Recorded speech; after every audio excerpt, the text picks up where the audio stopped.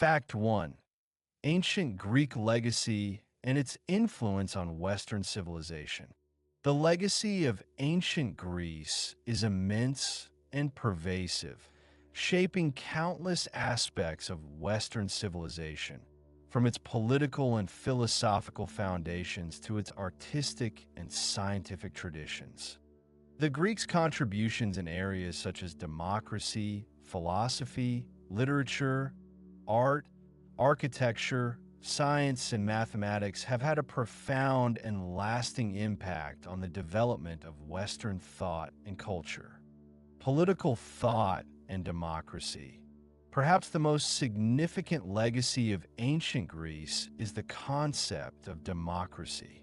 The Athenian democracy, while limited in its scope, excluding women, slaves, and foreigners, established the principle of popular sovereignty and citizen participation in government.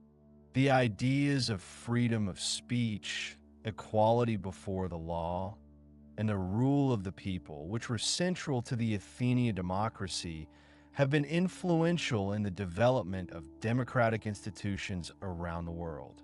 Greek political philosophers, such as Plato and Aristotle, also made important contributions to political thought, exploring different forms of government and the principles of justice and good governance. Philosophy and ethics.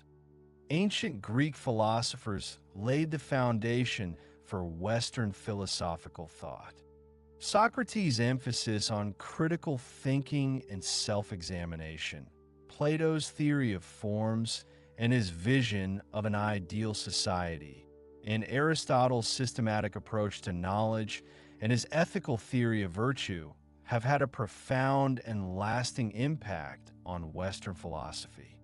Greek ethical thought, with its emphasis on reason, virtue, and the pursuit of happiness, has shaped our understanding of morality and the good life. Literature and drama. Ancient Greek literature and drama have served as models for writers and playwrights for centuries. The epic poems of Homer, the tragedies of Aeschylus, Sophocles, and Euripides, and the comedies of Aristophanes continue to be read and performed today. Greek literary forms, such as the epic, the tragedy, and the comedy, have been adopted and adapted by writers in many different languages and cultures. The themes and characters of Greek myths and legends continue to inspire artists and writers. Art and architecture. Ancient Greek art and architecture are renowned for their beauty, harmony, and balance. Greek sculptures, such as the Dorophoros and the Venus de Milo, have been admired and emulated for their idealized representations of the human form. Greek architectural orders, such as the Doric, Ionic, and Corinthian, have been used in buildings around the world for centuries. The Parthenon in Athens, a masterpiece of Doric architecture, is a symbol of ancient Greek civilization and a testament to the enduring power of Greek art and architecture. Science and mathematics. Ancient Greek scientists and mathematicians made important contributions to the development of scientific and mathematical knowledge. Thales, Pythagoras, Euclid, Archimedes, and Ptolemy laid the foundation for many of the scientific and mathematical disciplines that we study today. Greek astronomy, geometry, and physics have had a profound influence on the development of Western science.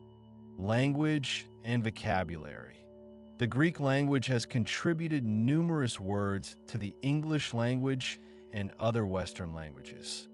Many scientific, philosophical, and technical terms are derived from Greek roots. The Greek alphabet has also influenced the development of other alphabets, including the Latin alphabet. The Olympic Games. The modern Olympic Games, inspired by the ancient Greek tradition, have become a global sporting event, promoting international understanding and cooperation. The Olympic Games are a testament to the enduring legacy of ancient Greece and its emphasis on physical fitness, competition, and the pursuit of excellence, values, and ideals.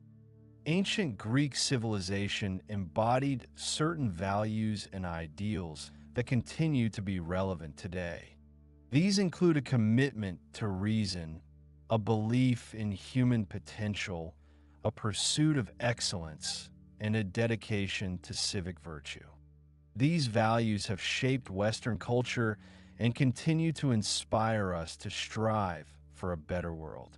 The Renaissance and the revival of Greek learning.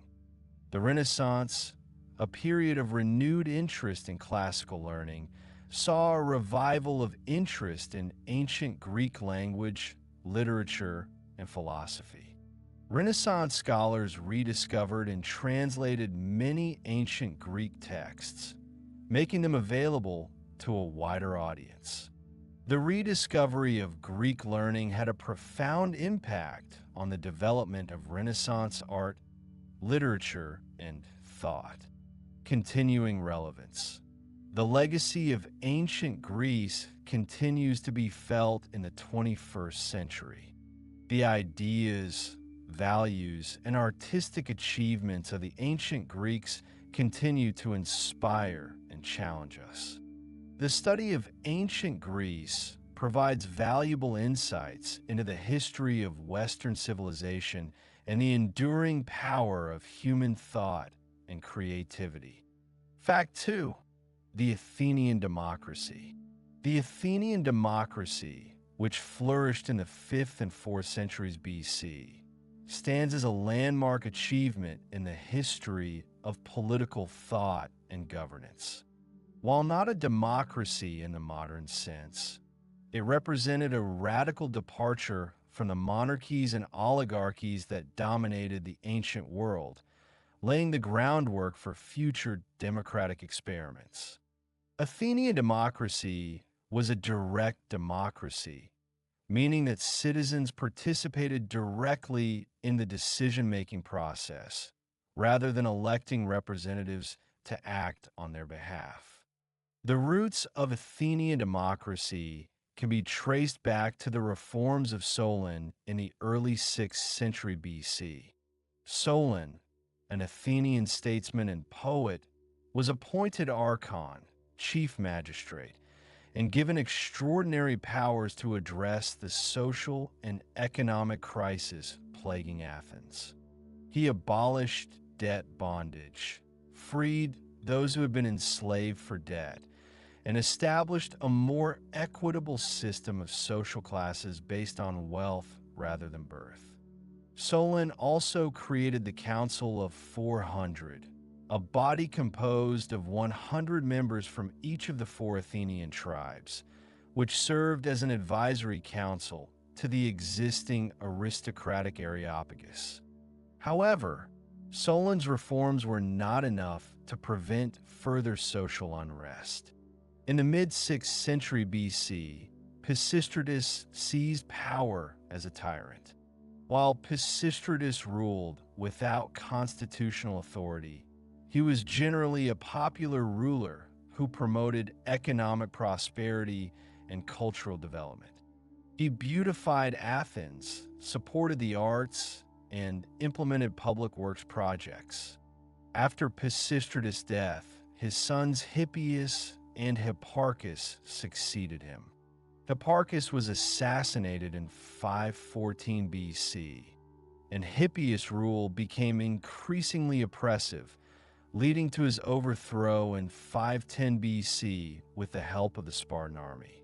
The true architect of Athenian democracy was Cleisthenes, who came to power in 508 BC. Cleisthenes implemented a series of radical reforms that fundamentally reshaped Athenian political institutions. He reorganized the Athenian population into 10 new tribes, based on geographical location rather than kinship. Each tribe was composed of demes, local communities, which served as the basic units of political participation. This reorganization weakened the power of the aristocratic families and promoted a greater sense of civic unity.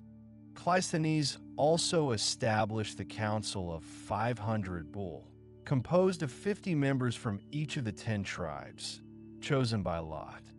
The council prepared the agenda for the assembly and oversaw the implementation of its decisions.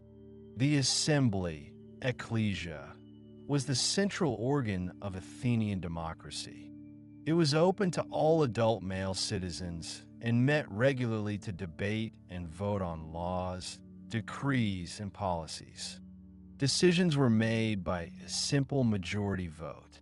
The Athenian democracy also developed a system of ostracism, which allowed citizens to banish a prominent individual from Athens for a period of 10 years. Ostracism was intended to prevent the emergence of tyranny and to safeguard the democratic system from potential threats. The Athenian democracy reached its zenith in the 5th century BC under the leadership of Pericles. Pericles introduced payment for jury service, making it possible for poorer citizens to participate in the judicial system. He also implemented a program of public works, providing employment for Athenian citizens and beautifying the city. Pericles' leadership was instrumental in transforming Athens into a cultural and intellectual center of the Greek world. However, Athenian democracy was not without its limitations. Women, slaves, and foreigners were excluded from citizenship and had no political rights. The system was also vulnerable to demagoguery, as skilled orators could sway the assembly with emotional appeals rather than rational arguments. The Peloponnesian War, which pitted Athens against Sparta, ultimately weakened the Athenian democracy and led to its decline. Despite its limitations, the Athenian democracy remains a remarkable achievement in the history of political thought. It demonstrated the possibility of popular sovereignty and citizen participation in government. The principles of Athenian democracy, such as freedom of speech, equality before the law, and the rule of the people, have had a profound influence on the development of democratic institutions around the world. The legacy of Athenian democracy continues to inspire and inform contemporary debates about democracy and governance. Fact 3.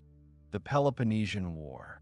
The Peloponnesian War, 431 to 404 BC, was a protracted and devastating conflict that engulfed the Greek world, pitting Athens and its empire against the Peloponnesian League, led by Sparta.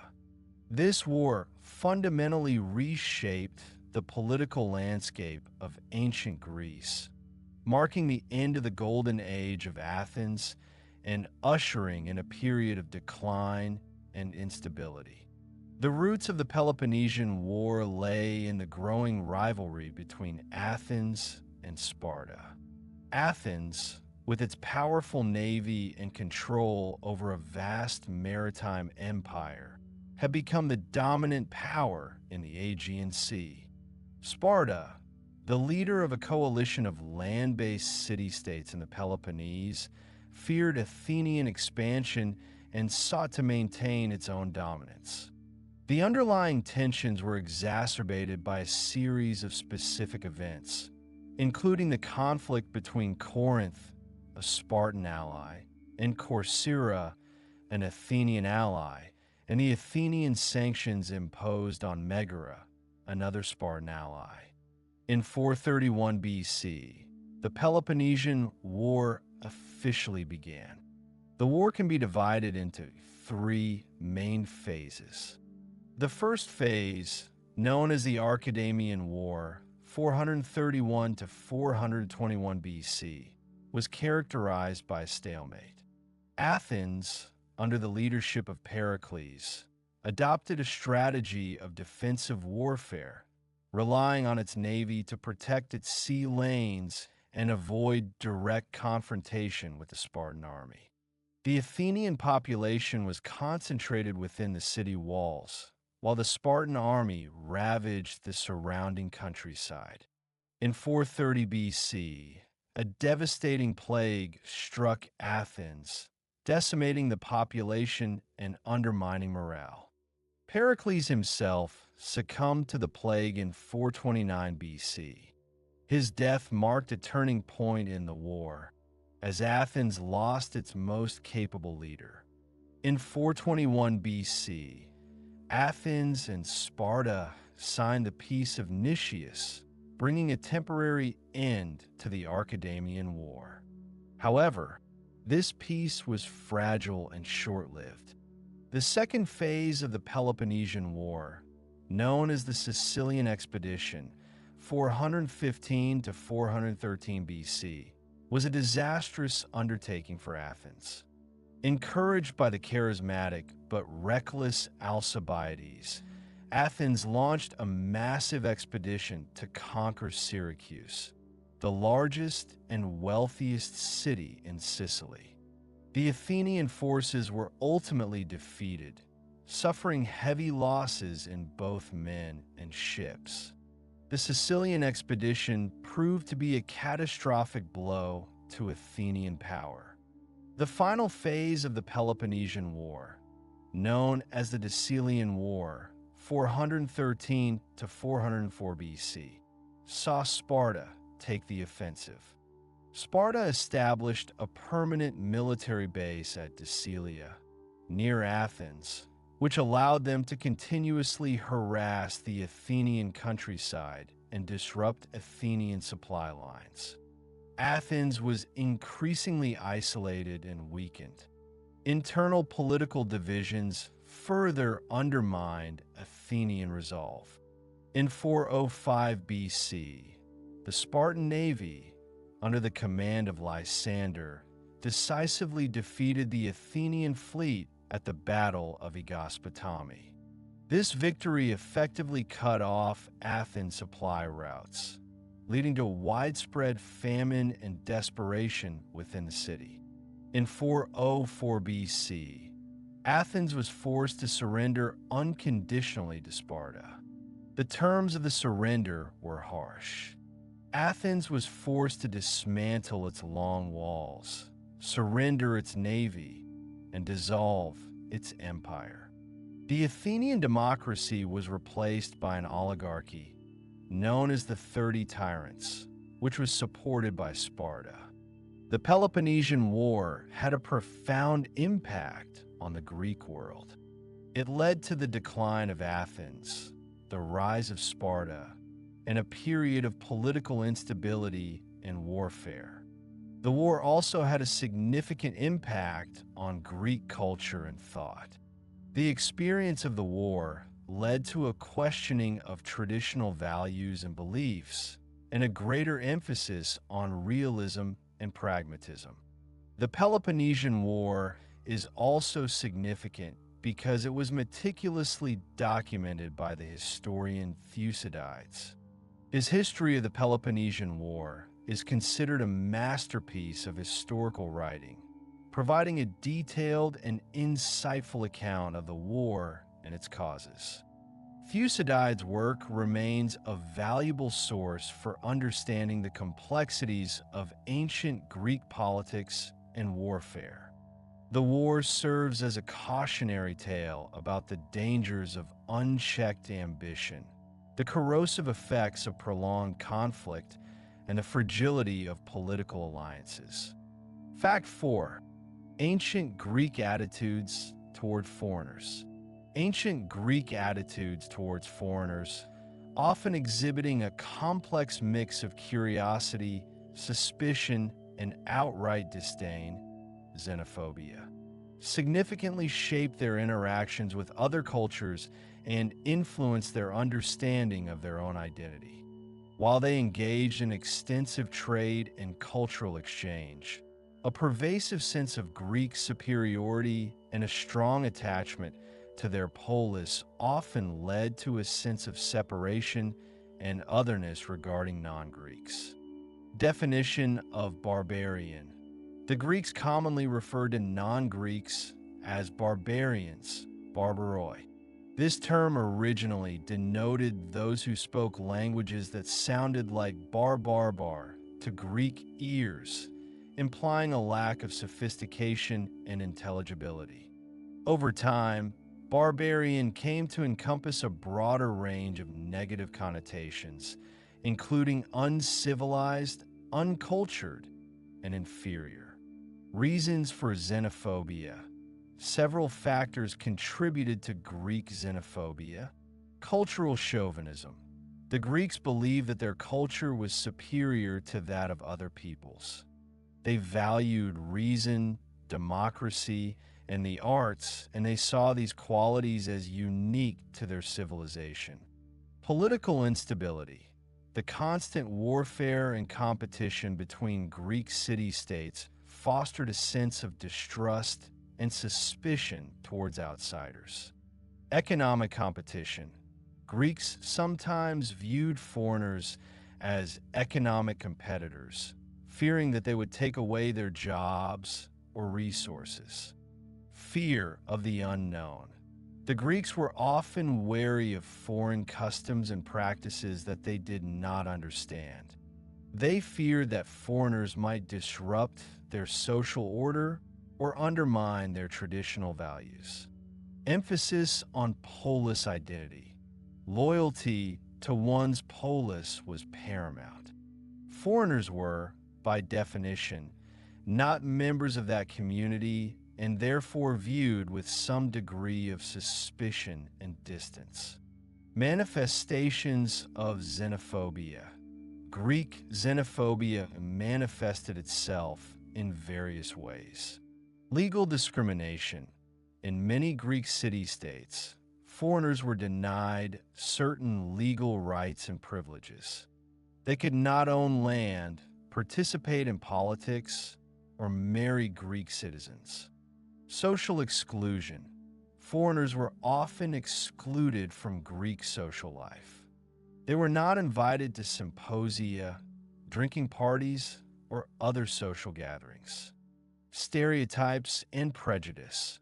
Greeks often held negative stereotypes about foreigners, portraying them as lazy, ignorant, or untrustworthy. Violence and expulsion. In extreme cases, foreigners were subjected to violence or expulsion from Greek cities. Exceptions and nuances.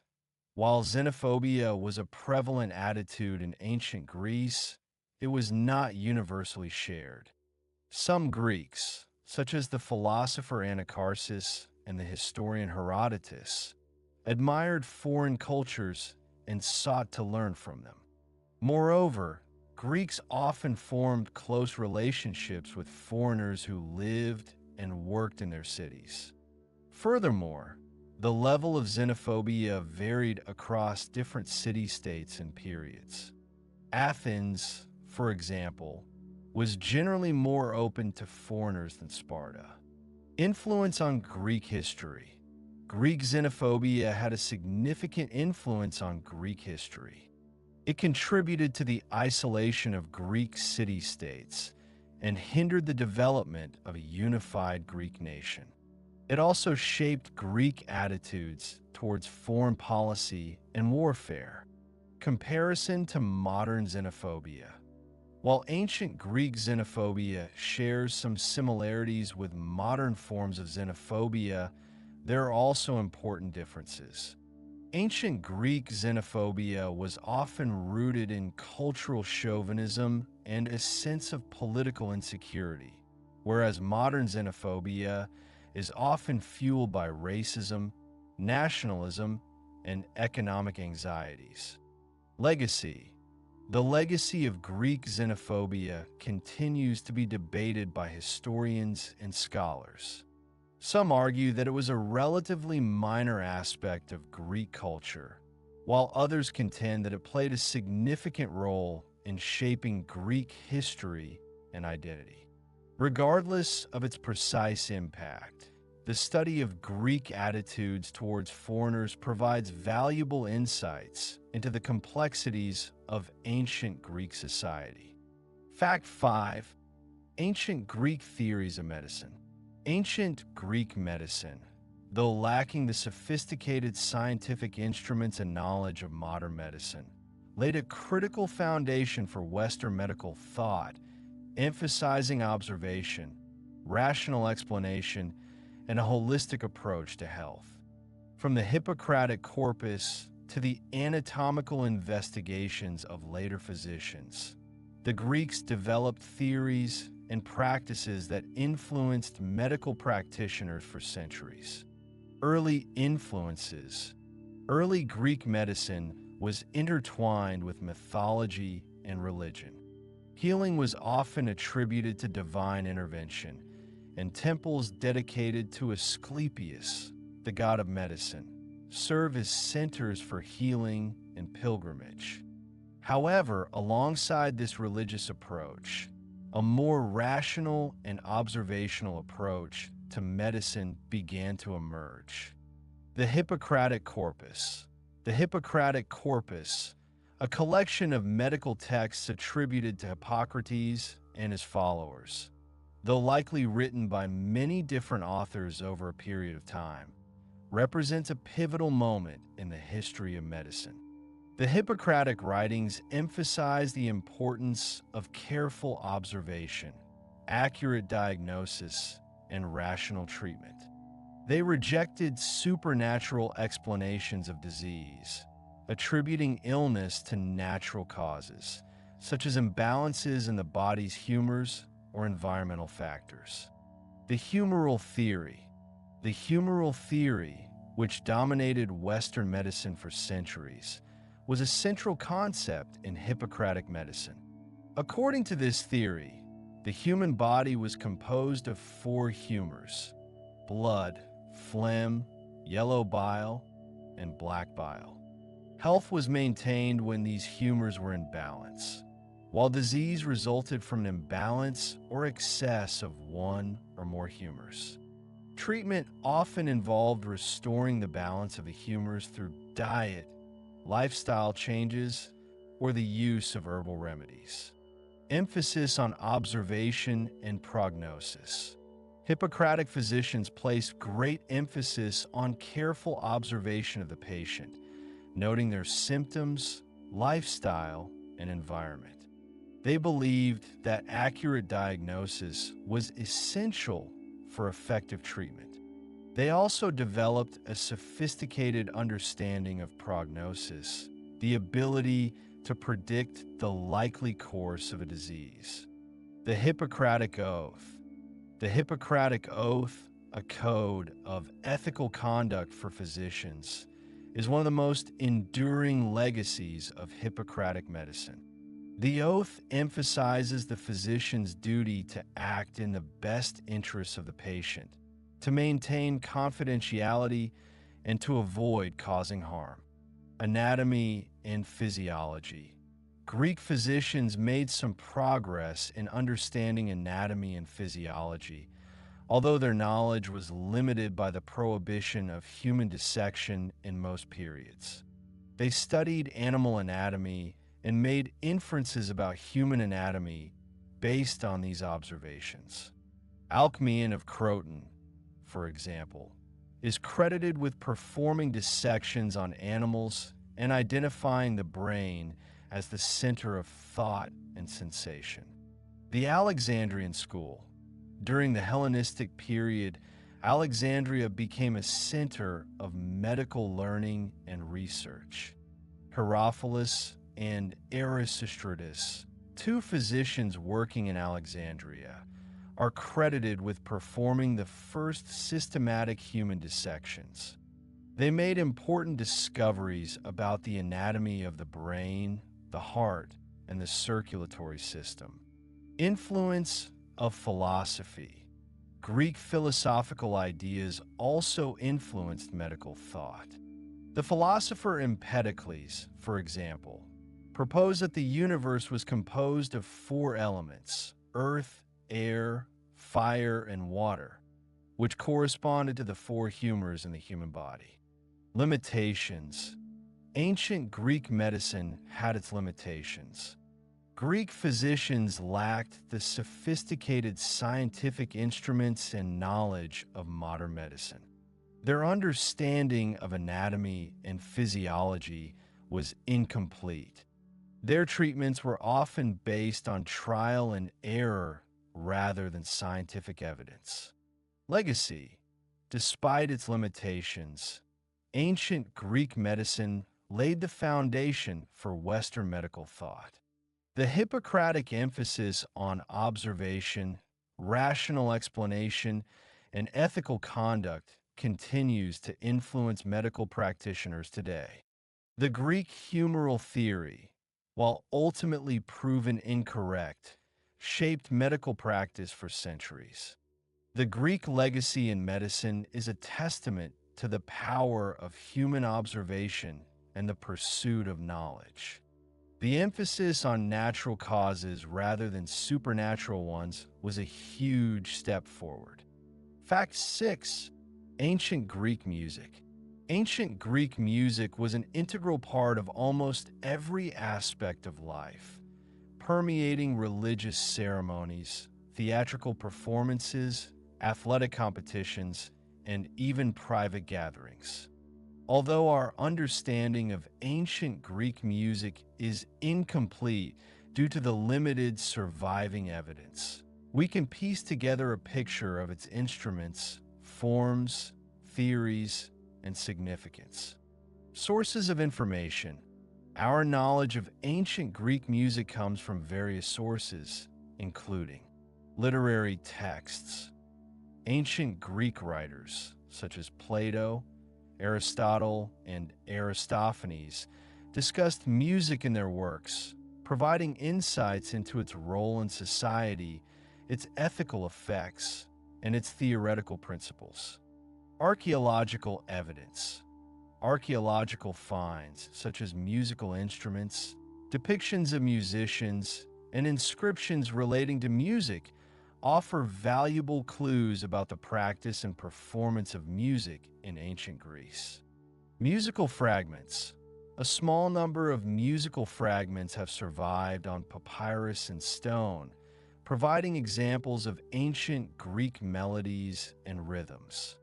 Instruments. The ancient Greeks used a variety of musical instruments, including lyre. The lyre was a stringed instrument that was associated with Apollo and was considered a symbol of harmony and order. It consisted of a sound box, two arms, and a crossbar, with strings stretched between the sound box and the crossbar. Aulos. The aulos was a double-reed wind instrument that was associated with Dionysus and was considered a symbol of passion and ecstasy. It consisted of two pipes, each with finger holes. Kithara. The kithara was a larger and more elaborate version of the lyre. It was used for more formal and sophisticated performances. Panpipes. Syrinx, the panpipes consisted of a series of pipes of different lengths, which were blown across to produce different notes. Percussion instruments. The Greeks also used various percussion instruments, such as drums, cymbals, and rattles. Musical forms and styles. Ancient Greek music was primarily monophonic, meaning that it consisted of a single melodic line. Harmony, in the modern sense, was not a central feature of Greek music. However, the Greeks did use various techniques to create musical texture, such as heterophony, the simultaneous performance of slightly different versions of the same melody, and the use of drones, sustained notes. Greek music was closely linked to poetry and dance. Songs were often sung to accompany epic poems, lyric poetry, and theatrical performances. Different musical styles were associated with different genres and occasions. Musical theory. The ancient Greeks developed a sophisticated system of musical theory based on mathematical ratios and philosophical principles. Pythagoras and his followers believed that music was based on mathematical relationships and that the cosmos itself was governed by musical harmony. Greek music theorists developed scales and modes, which were based on different patterns of intervals. They also explored the ethical effects of music, believing that certain types of music could promote virtue and harmony, while others could incite passion and disorder. Role in society. Music played a central role in ancient Greek society.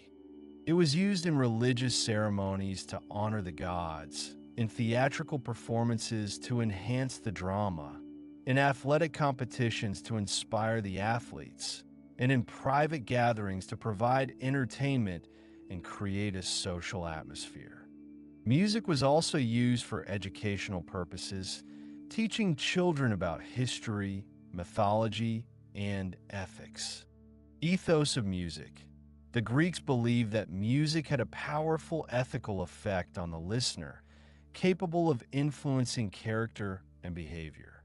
Certain modes were associated with specific emotions and moral qualities. For instance, the Dorian mode was considered noble and virtuous, while the Phrygian mode was thought to be exciting and passionate. This belief in the ethos of music influenced musical composition and performance. Limited surviving evidence. While music was clearly a vibrant part of ancient Greek life, the scarcity of notated music makes it difficult to fully reconstruct its sounds and practices. The surviving fragments offer tantalizing glimpses but represent only a small fraction of the music that once existed. Despite these limitations, the study of ancient Greek music provides valuable insights into the cultural and intellectual world of ancient Greece. The Greeks' sophisticated musical theory, their diverse range of instruments, and their belief in the ethical power of music have had a lasting influence on Western musical tradition. Fact 7. Ancient Greek theater. Ancient Greek theater was a vibrant and integral part of Greek culture, evolving from religious rituals honoring Dionysus, the god of wine and fertility, into a sophisticated art form that explored profound themes of human existence, morality, and politics. The theater was not merely entertainment. It was a civic and religious event attended by large audiences and supported by the state. The origins of Greek theater can be traced back to the Dithyramb, a choral hymn sung and danced in honor of Dionysus. Over time, the Dithyramb evolved into a more structured form, with the addition of a single actor who engaged in dialogue with the chorus. This actor, known as the protagonist, was the first step towards the development of dramatic performance. The first true playwrights emerged in the 6th century BC. Thespis is traditionally credited with being the first actor to step out of the chorus and speak lines independently, giving rise to the term thespian for actor. Phrynichus and Coerilus were other early playwrights who experimented with dramatic form and subject matter. Greek theater reached its peak in the 5th century BC with the emergence of the three great tragedians, Aeschylus, Sophocles, and Euripides.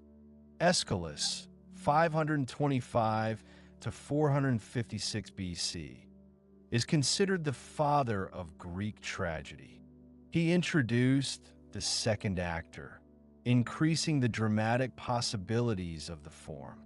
His plays, such as the Orestia trilogy, explore themes of justice, revenge, and the relationship between gods and humans.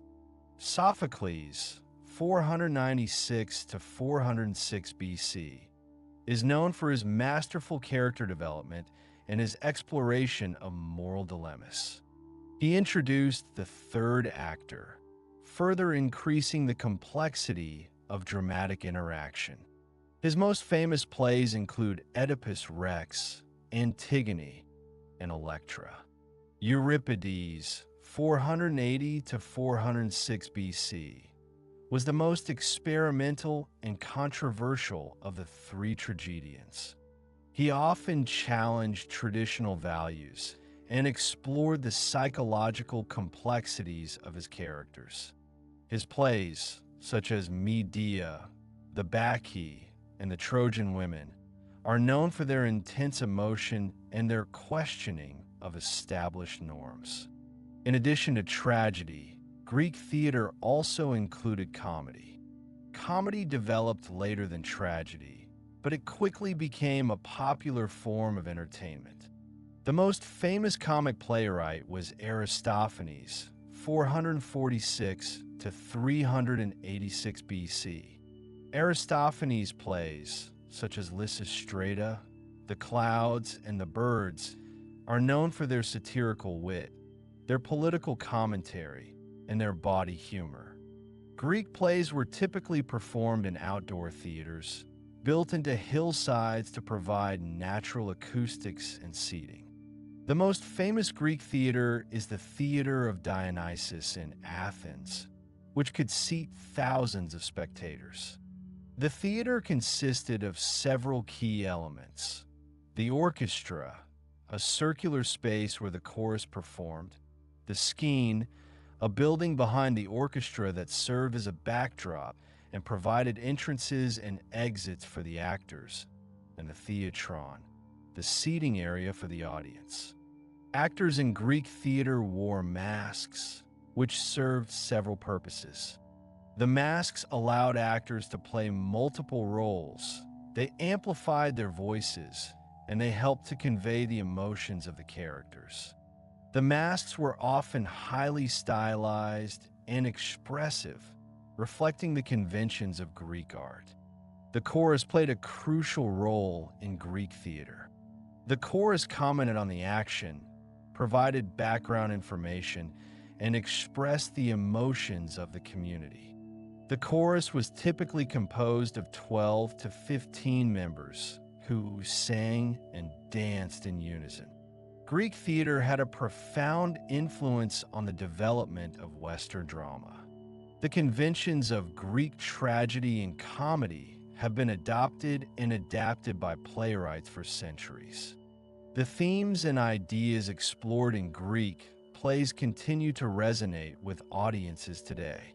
The legacy of Greek theater lives on in contemporary theater, film, and television. Fact 8. The role of slavery in ancient Greece.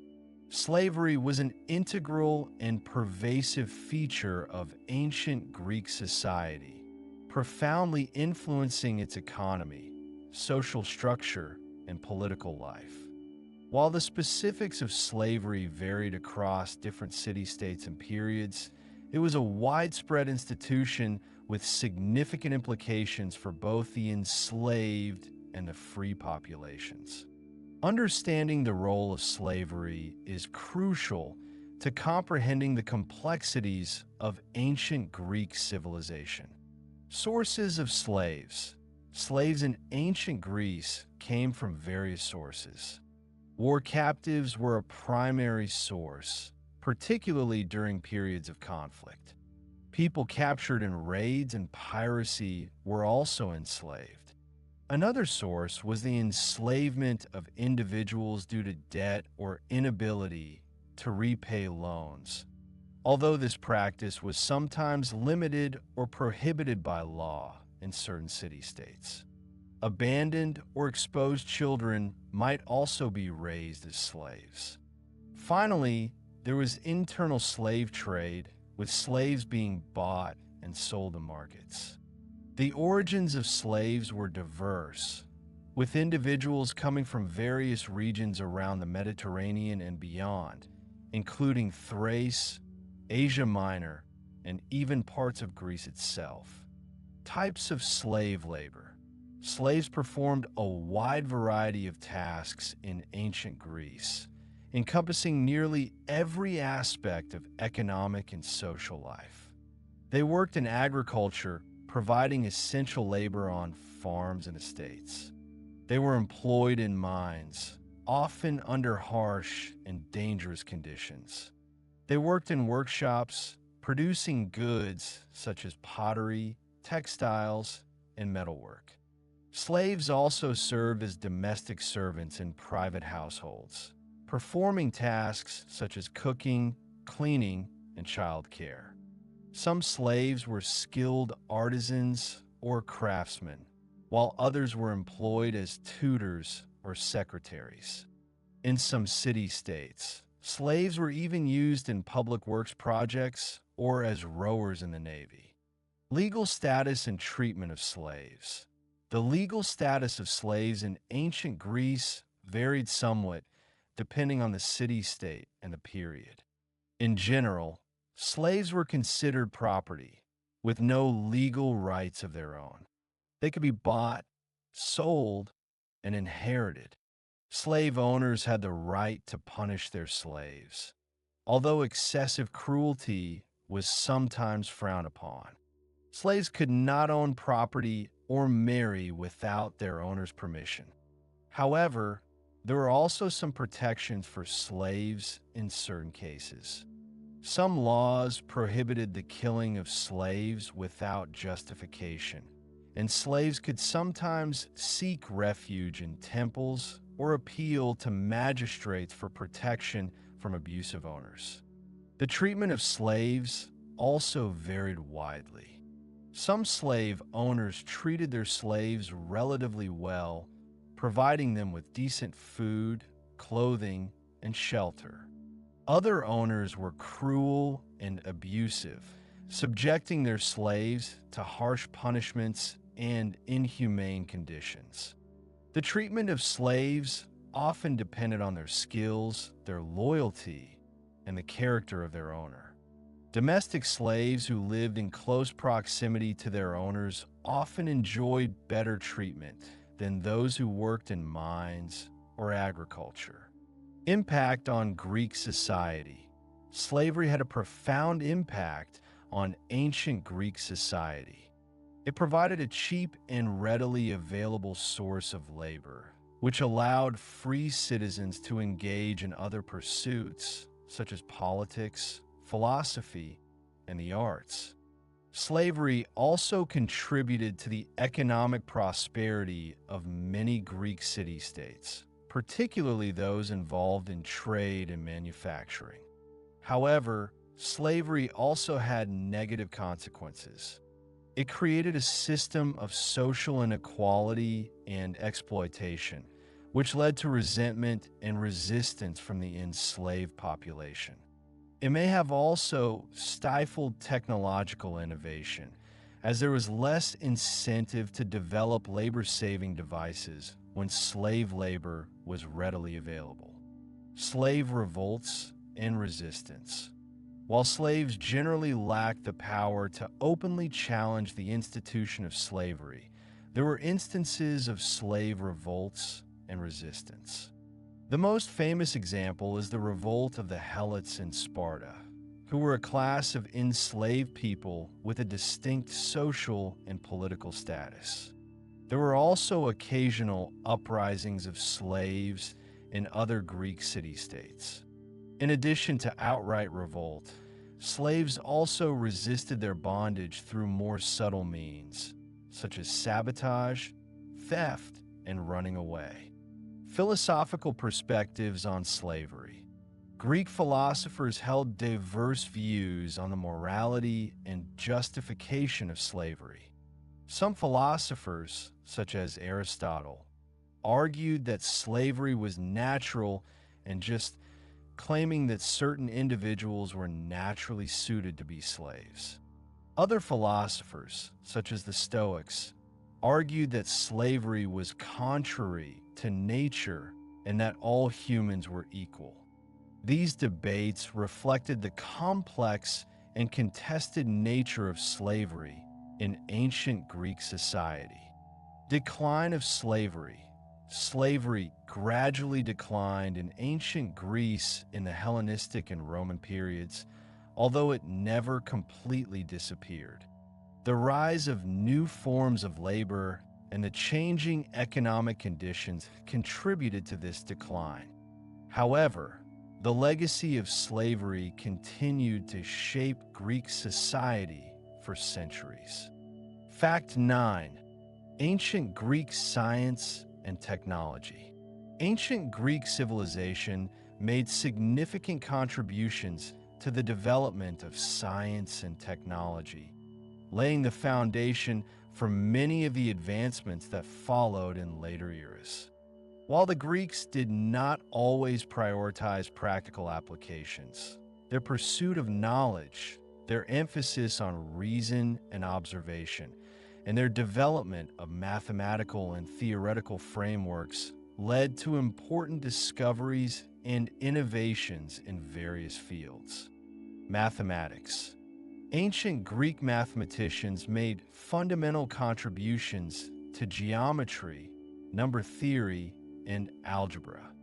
Thales of Miletus is credited with introducing geometry to Greece from Egypt and with proving several basic geometric theorems.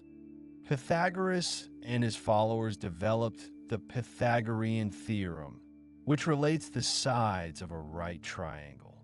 Euclid systematized Greek geometry in his Elements, a foundational work that remained the standard textbook for centuries. Archimedes made significant advances in geometry, calculus, and mechanics. He calculated an accurate approximation of pi, developed methods for finding the area and volume of various geometric shapes, and invented several mechanical devices. Astronomy. Ancient Greek astronomers made important observations and developed sophisticated models of the universe. Anaximander proposed that the Earth was a cylinder suspended in space.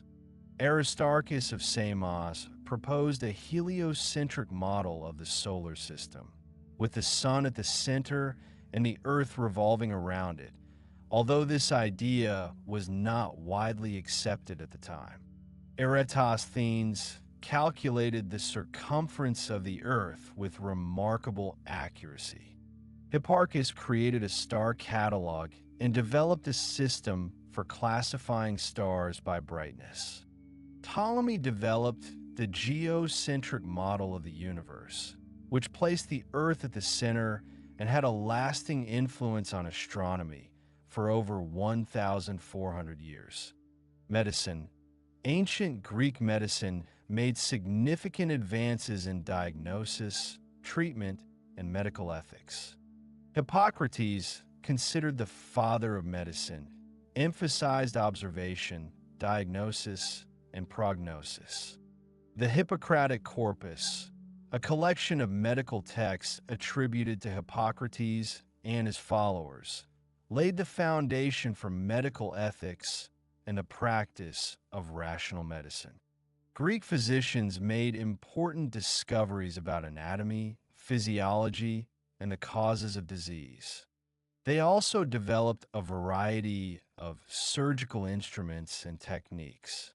Engineering and technology. Ancient Greeks were skilled engineers and inventors. They developed various technologies for agriculture, construction, and warfare. They built aqueducts to supply cities with fresh water, irrigation systems to improve crop yields, and mills to grind grain. They developed cranes, pulleys, and levers to lift heavy objects. They invented the catapult, a powerful siege engine used to hurl projectiles. Archimedes is credited with inventing numerous mechanical devices, including the Archimedes screw, a device for raising water, and various war machines. Other sciences.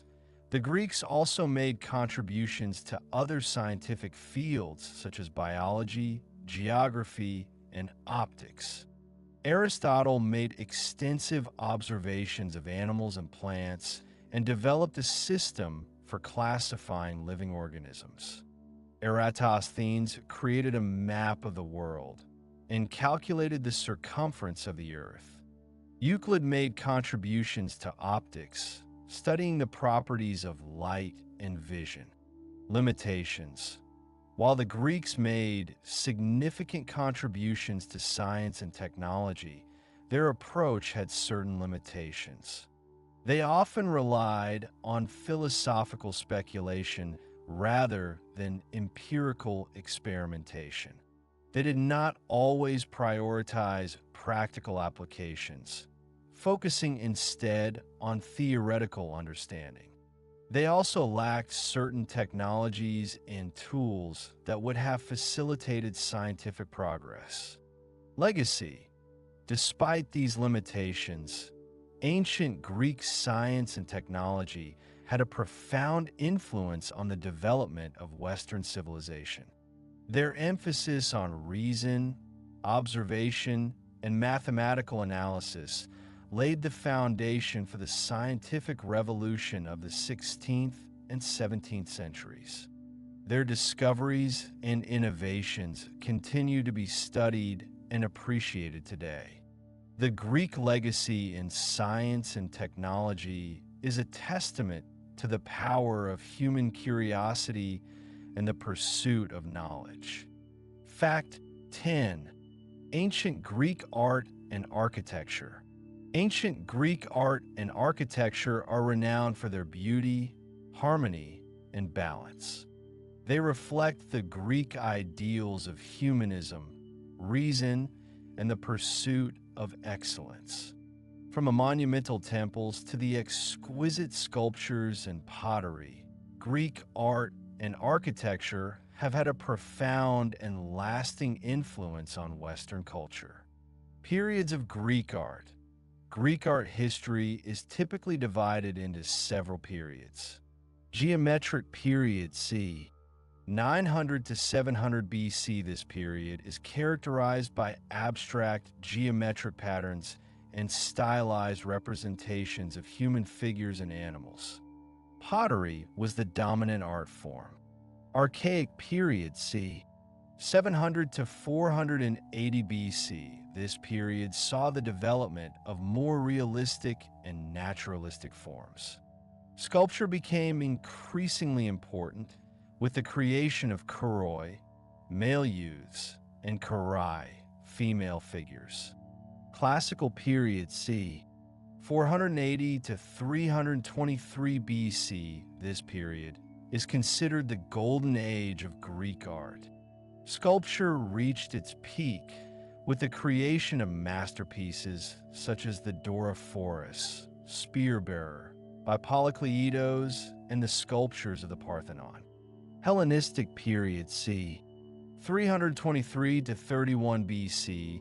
This period saw a greater emphasis on realism, emotion, and individualism. Sculpture became more dramatic and dynamic, with works such as the Laocoon Group and the Winged Victory of Samothrace. Architecture. Ancient Greek architecture is best known for its temples, which were built to honor the gods and goddesses.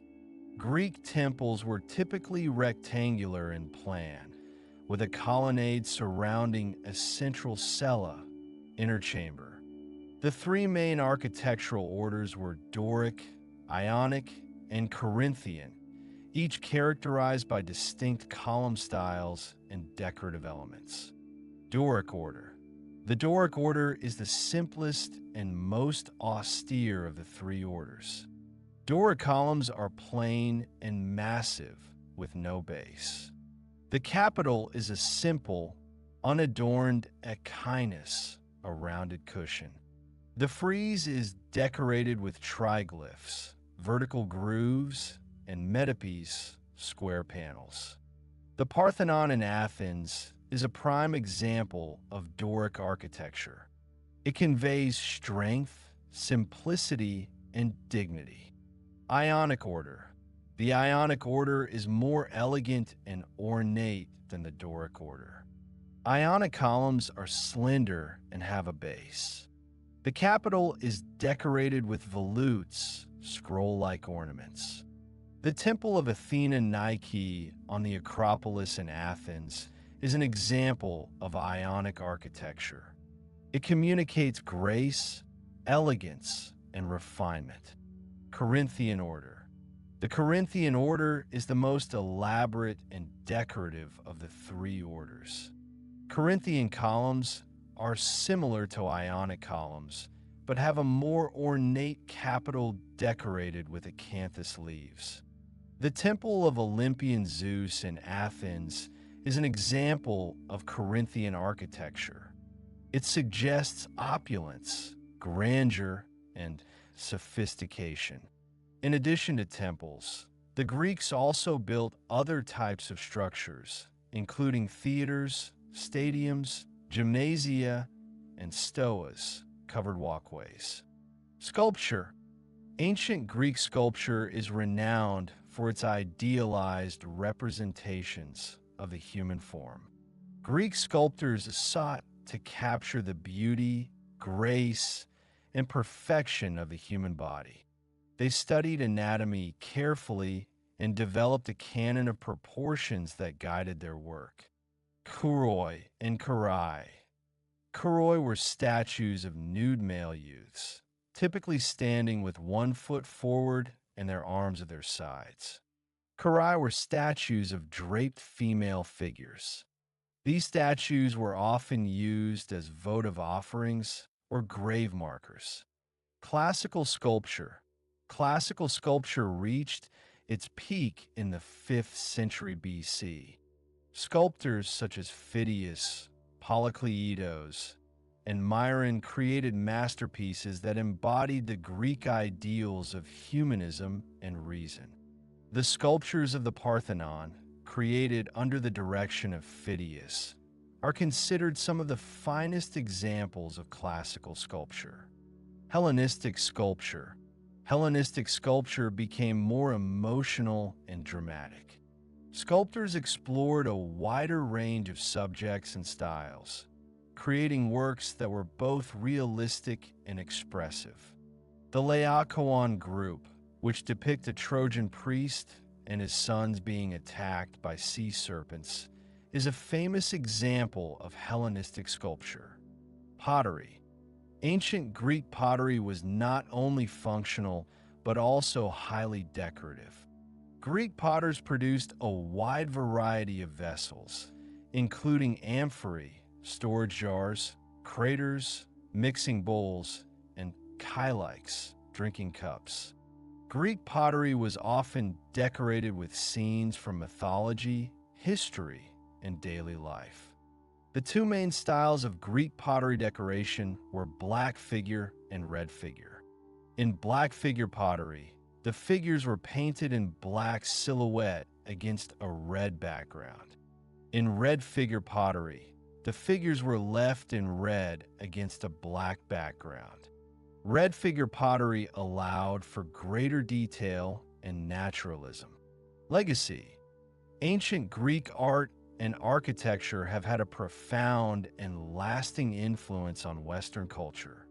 Greek architectural orders have been used in buildings around the world for centuries.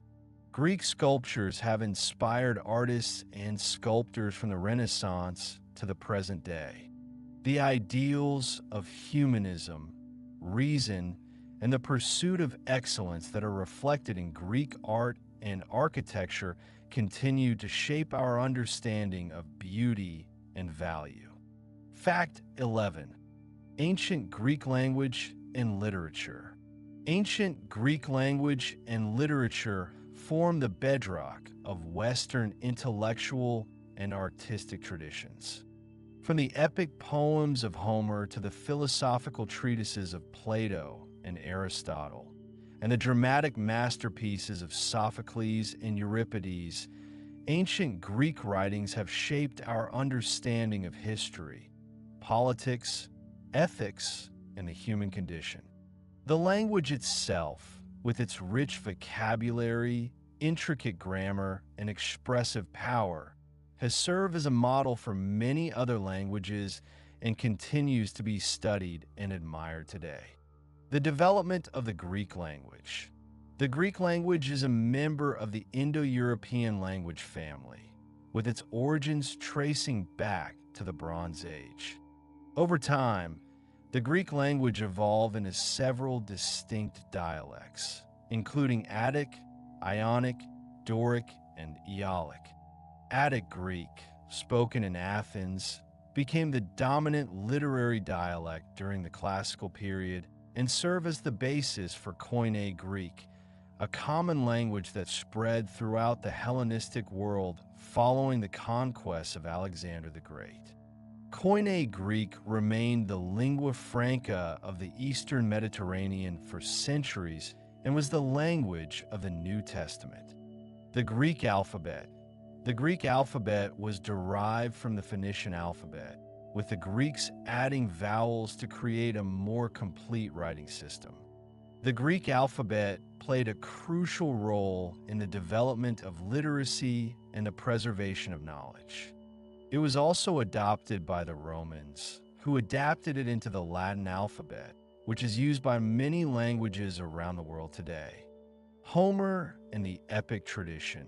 The Iliad and the Odyssey, attributed to Homer, are the earliest surviving works of Greek literature. These epic poems, composed in dactylic hexameter, recount the events of the Trojan War and the adventures of Odysseus on his journey home. The Iliad and the Odyssey are not only great works of literature, but also valuable sources of information about Bronze Age Greek society, religion, and values. They established the epic tradition, which influenced many later writers, including Virgil, who wrote the Roman epic, the Aeneid. Lyric poetry, which flourished in the Archaic period, explored a wide range of themes, including love, loss, war, and politics. Lyric poets such as Sappho, Alcaeus, and Pindar wrote in a variety of meters and dialects, often accompanied by music.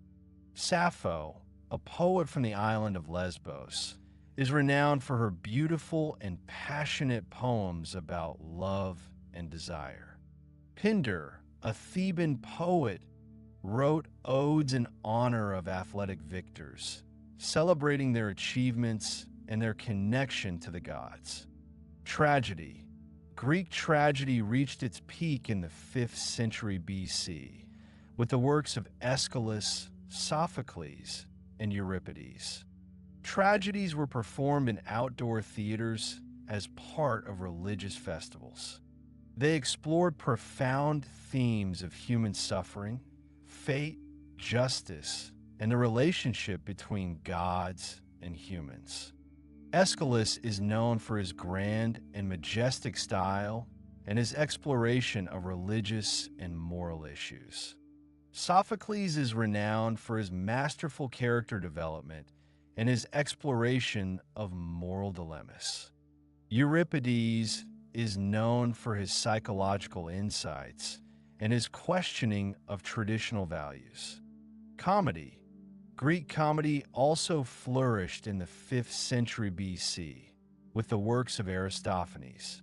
Comedies were satirical and often bawdy, poking fun at politicians, philosophers, and other prominent figures.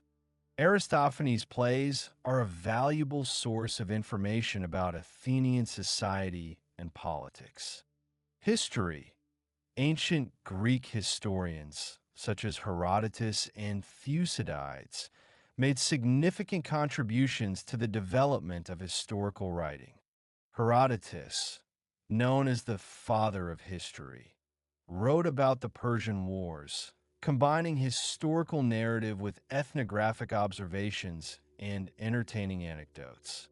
Thucydides, who wrote about the Peloponnesian War, emphasized accuracy, objectivity, and the analysis of causes and effects. Philosophy. Ancient Greek philosophy is one of the most important intellectual legacies of the ancient world.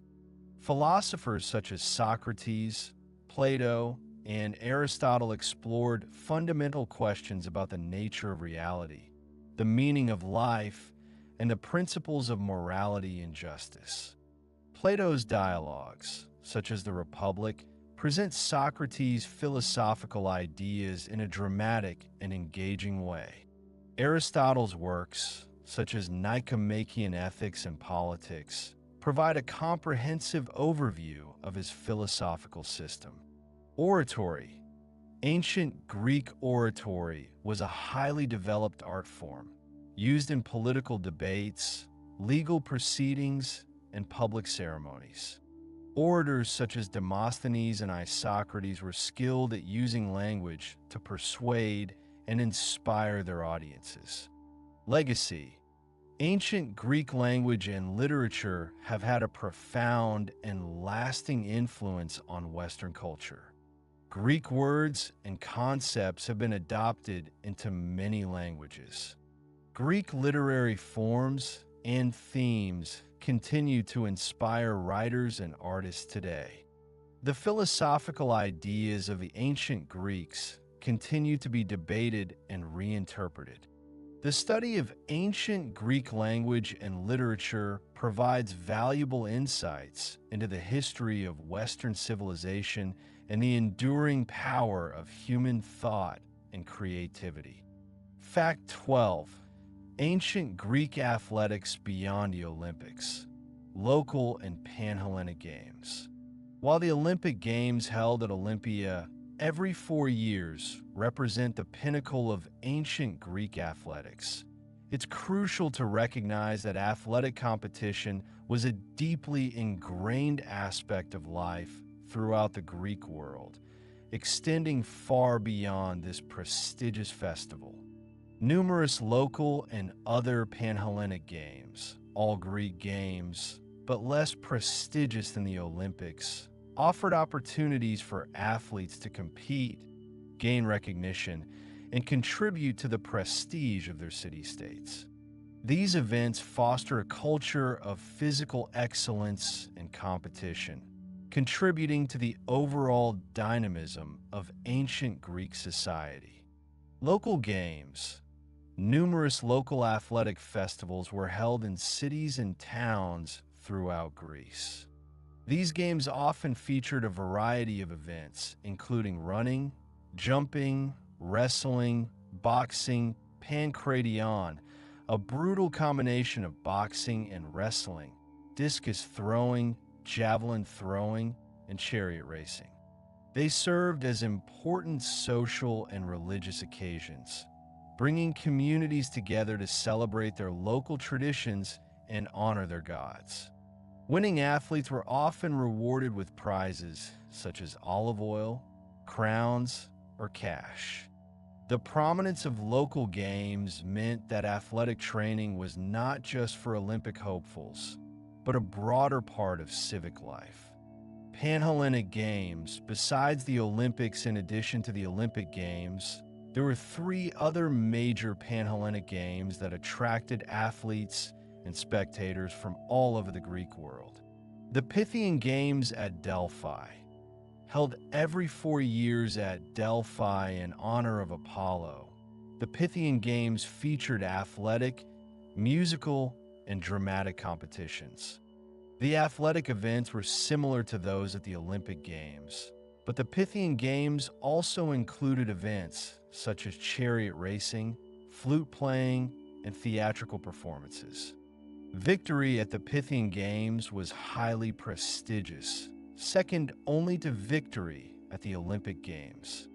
The Isthmian Games at Corinth, held every 2 years at Corinth in honor of Poseidon.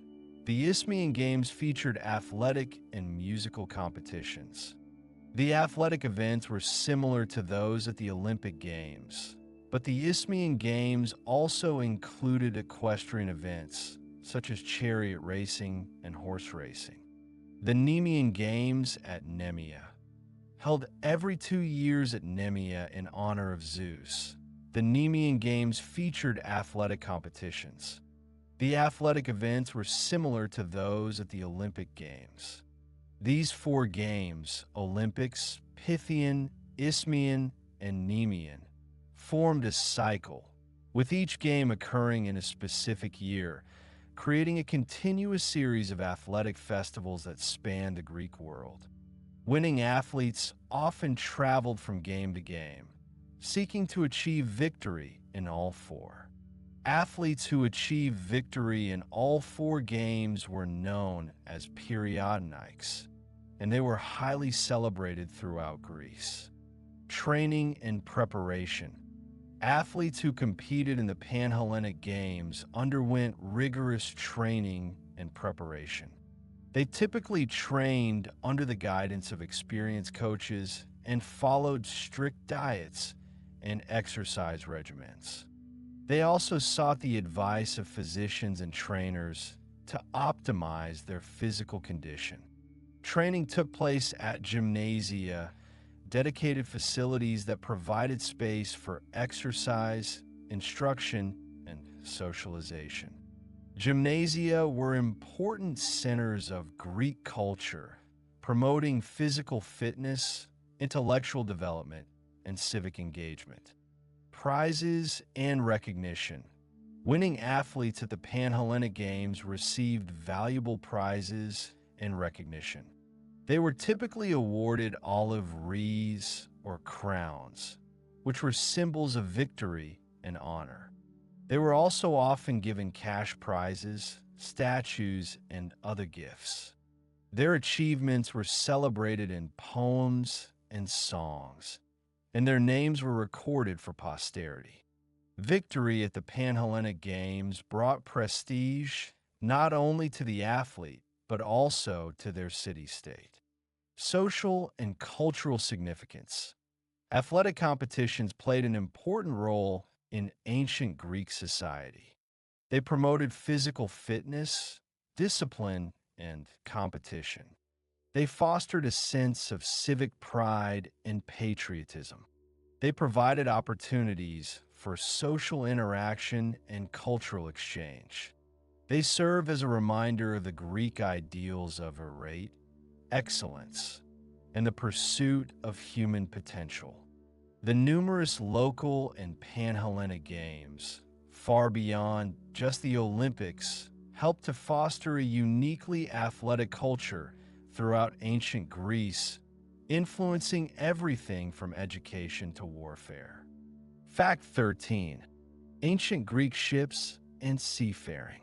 The ancient Greeks were renowned seafarers, their lives and civilization intimately connected to the Aegean Sea and the broader Mediterranean. Their mastery of shipbuilding and navigation enabled them to establish trade routes, colonize distant lands, wage wars, and explore the known world.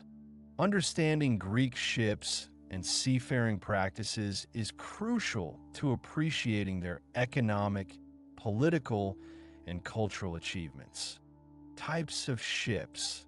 The ancient Greeks developed a variety of ships for different purposes. Trading ships. Merchant vessels were designed for carrying cargo, such as grain, wine, olive oil, pottery, and manufactured goods. They were typically wider and more capacious than warships, but slower and less maneuverable. They relied primarily on sail power, although oars could be used for maneuvering in harbors or calm waters. Warships, triremes, and other naval vessels' warships were designed for combat. The trireme, the most famous type of Greek warship, was a sleek and fast vessel powered by 3 banks of oars. Triremes were equipped with a bronze ram at the bow, used to sink or disable enemy ships. Other types of warships included biremes, with 2 banks of oars, and penteconers, with 50 oars. Pirate ships. Pirate ships were similar to warships, but they were often smaller and faster, designed for raiding and capturing merchant vessels. Shipbuilding techniques. Greek shipbuilders were skilled craftsmen who used a variety of techniques to construct their vessels. Ships were typically built of wood, using planks that were fastened together with mortise and tenon joints. The hull was then caulked to make it watertight. The ships were steered using a large or located at the stern. Navigation. Greek navigators relied on a combination of observation, experience, and rudimentary instruments to navigate the seas. They used the sun and stars to determine their latitude. They observed coastal landmarks, such as mountains and islands, to determine their position. They also used soundings, measuring the depth of the water to avoid shallow areas. They relied on knowledge of prevailing winds and currents to plan their voyages. Trade routes. The Greeks established extensive trade routes throughout the Mediterranean and Black Sea regions. They traded with Egypt, Phoenicia, Italy, Sicily, the Black Sea coast, and other regions. They transported goods such as grain, wine, olive oil, pottery, textiles, metals, and slaves. Naval warfare. Naval warfare played a crucial role in ancient Greek history. Battles were typically fought close to shore, using ramming and boarding tactics. The trireme was the dominant naval weapon, and its speed and maneuverability made it a formidable opponent. The Battle of Salamis, for 80 BC, in which the Greek fleet defeated the Persian fleet, was a pivotal moment in Greek history. Colonization. Greek ships were essential for colonization. They transported colonists to new settlements throughout the Mediterranean and Black Sea regions. They also maintained communication and trade between the colonies and the mother cities. Myths and legends. The sea played a prominent role in Greek mythology and legends. The god Poseidon ruled the sea, and many mythical creatures, such as sirens and sea monsters, inhabited its depths. The voyages of Odysseus and Jason were celebrated in epic poems and stories. Influence on later civilizations. Greek ships and seafaring techniques had a profound influence on later civilizations. The Romans adopted many aspects of Greek shipbuilding and navigation, and Roman ships dominated the Mediterranean for centuries. Limitations. While the Greeks were skilled seafarers, their ships were relatively small and fragile compared to later vessels. They were also vulnerable to storms and piracy. Navigation was challenging, especially in open water. Despite these limitations, the ancient Greeks' mastery of ships and seafaring enabled them to create a vast maritime network, spreading their culture, trade, and influence throughout the ancient world. Fact 14. Ancient Greek attitudes towards foreigners. Ancient Greek attitudes towards foreigners, often exhibiting a complex mix of curiosity, suspicion, and outright disdain, xenophobia, significantly shaped their interactions with other cultures and influenced their understanding of their own identity.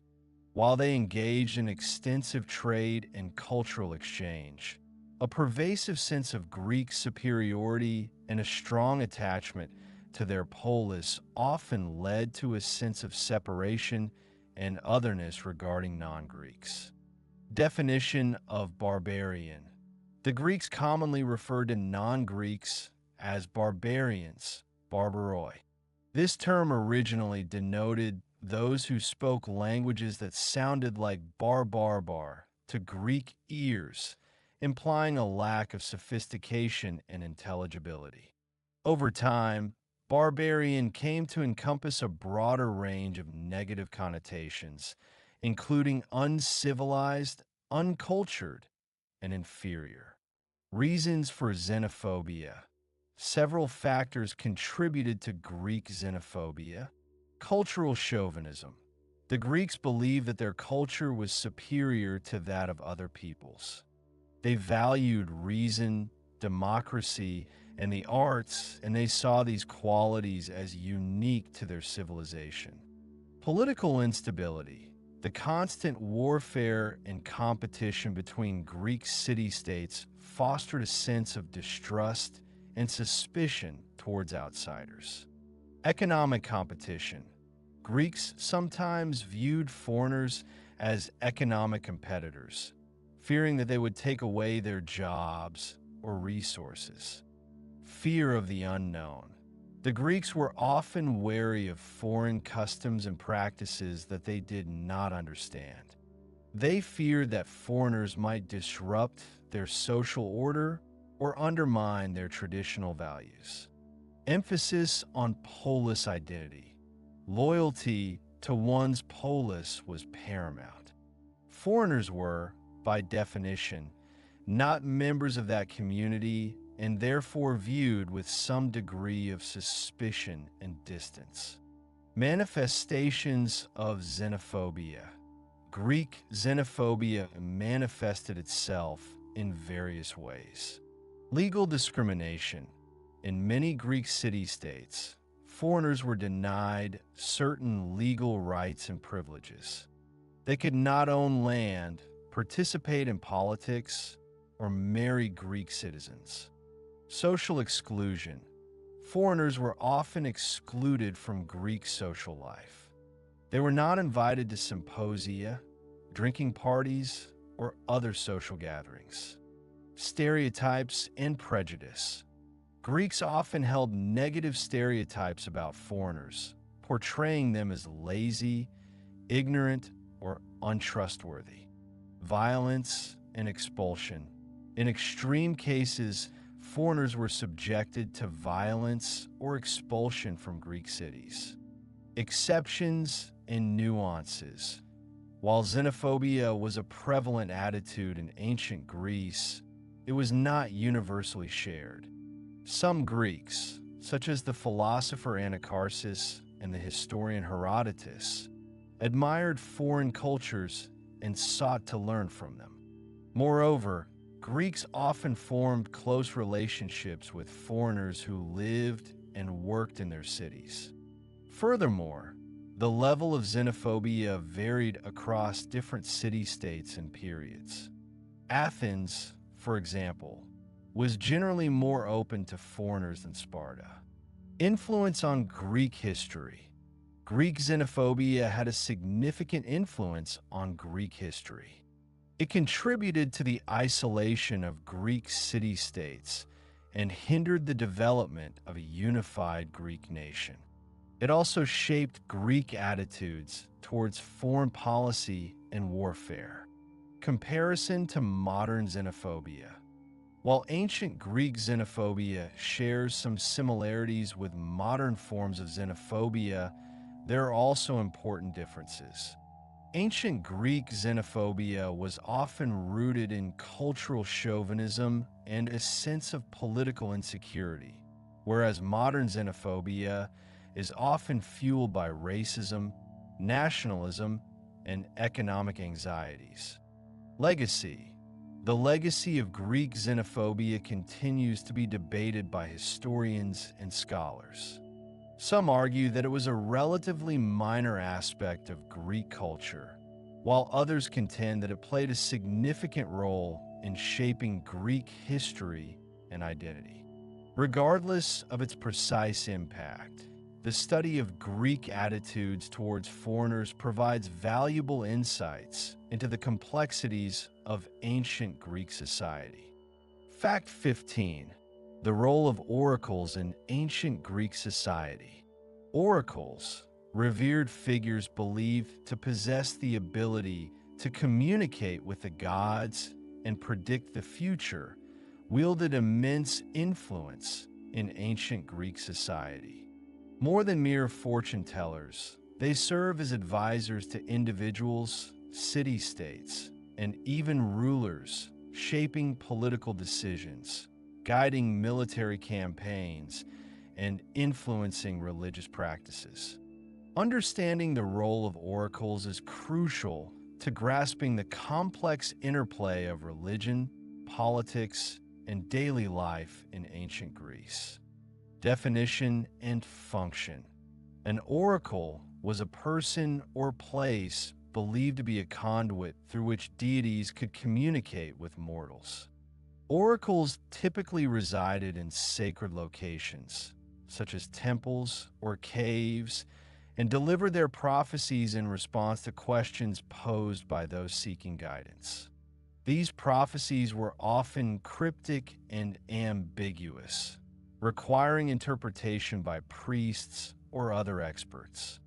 The oracle at Delphi, the most famous and influential oracle in ancient Greece, was the oracle at Delphi, located in the sanctuary of Apollo on the slopes of Mount Parnassus. The Delphic oracle, known as the Pythia, was a priestess who delivered her prophecies in a state of trance, believed to be induced by vapors emanating from a chasm in the earth. The pronouncements of the Pythia were highly regarded throughout the Greek world, and people from all walks of life traveled to Delphi to seek her advice. Other important oracles.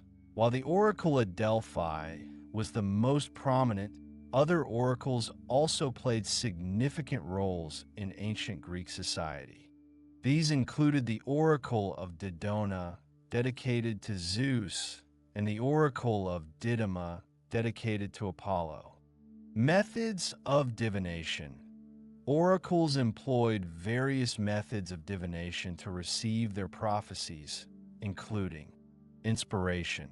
The Pythia at Delphi was believed to be inspired by Apollo, entering a trance-like state in which she uttered prophetic pronouncements.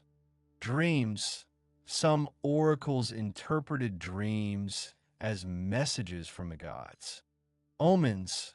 Oracles observed omens, such as the flight of birds or the movements of animals, to predict the future. Lottery. Some oracles used a lottery system, drawing lots or casting dice to determine the answer to a question. Interpretation of prophecies. The prophecies delivered by oracles were often ambiguous and open to multiple interpretations. Priests and other experts were responsible for interpreting the prophecies and providing guidance to those who sought their advice. This ambiguity allowed oracles to maintain their reputation for infallibility, regardless of the outcome of events. Influence on politics and warfare. Oracles exerted a significant influence on Greek politics and warfare. City-states often consulted oracles before making important decisions, such as declaring war, forming alliances, or establishing colonies. Military commanders sought the advice of oracles before launching campaigns, hoping to gain insight into the outcome of battles. Religious authority. Oracles were seen as possessing divine authority and were highly respected by the Greek people. Their pronouncements were often accepted as the will of the gods. Oracles played a key role in shaping Greek religious beliefs and practices. Criticism and skepticism. While oracles were widely revered, they were also subject to criticism and skepticism. Some Greeks questioned the validity of their prophecies, accusing them of being fraudulent or politically motivated. The philosopher Socrates, for example, famously challenged the pronouncements of the Delphic oracle. Decline of oracles. The influence of oracles gradually declined in the late Roman period as Christianity rose in prominence. The Christian emperors suppressed pagan religious practices, including the consultation of oracles. Legacy. Despite their eventual decline, oracles played a crucial role in shaping ancient Greek society. They served as advisors, decision-makers, and interpreters of the divine will. Their influence can be seen in various aspects of Greek history, culture, and religion. They represent the human quest for knowledge, guidance, and understanding of the future. Fact 16. Ancient Greek economy and trade. The ancient Greek economy, although primarily agrarian, was also dynamic and complex, characterized by regional specialization, extensive trade networks, and the development of sophisticated economic institutions. Understanding the economic foundations of ancient Greek civilization is crucial to grasping its political, social, and cultural achievements. Agriculture. Agriculture was the foundation of the ancient Greek economy. The majority of the population was engaged in farming, cultivating crops such as wheat, barley, olives, and grapes. The geography of Greece, with its mountainous terrain and limited arable land, presented challenges to agriculture. However, the Greeks developed innovative farming techniques, such as terracing and crop rotation, to maximize agricultural output. Olive oil and wine were important export commodities.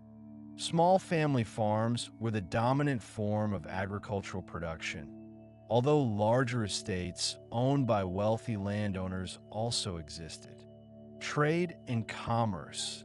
Trade played a vital role in the ancient Greek economy, particularly for city-states with limited agricultural resources or specialized industries. The Greeks were skilled seafarers and established extensive trade networks throughout the Mediterranean and beyond. They imported grain, timber, metals, and other essential resources from regions such as Egypt, Sicily, and the Black Sea. They exported olive oil, wine, pottery, and manufactured goods.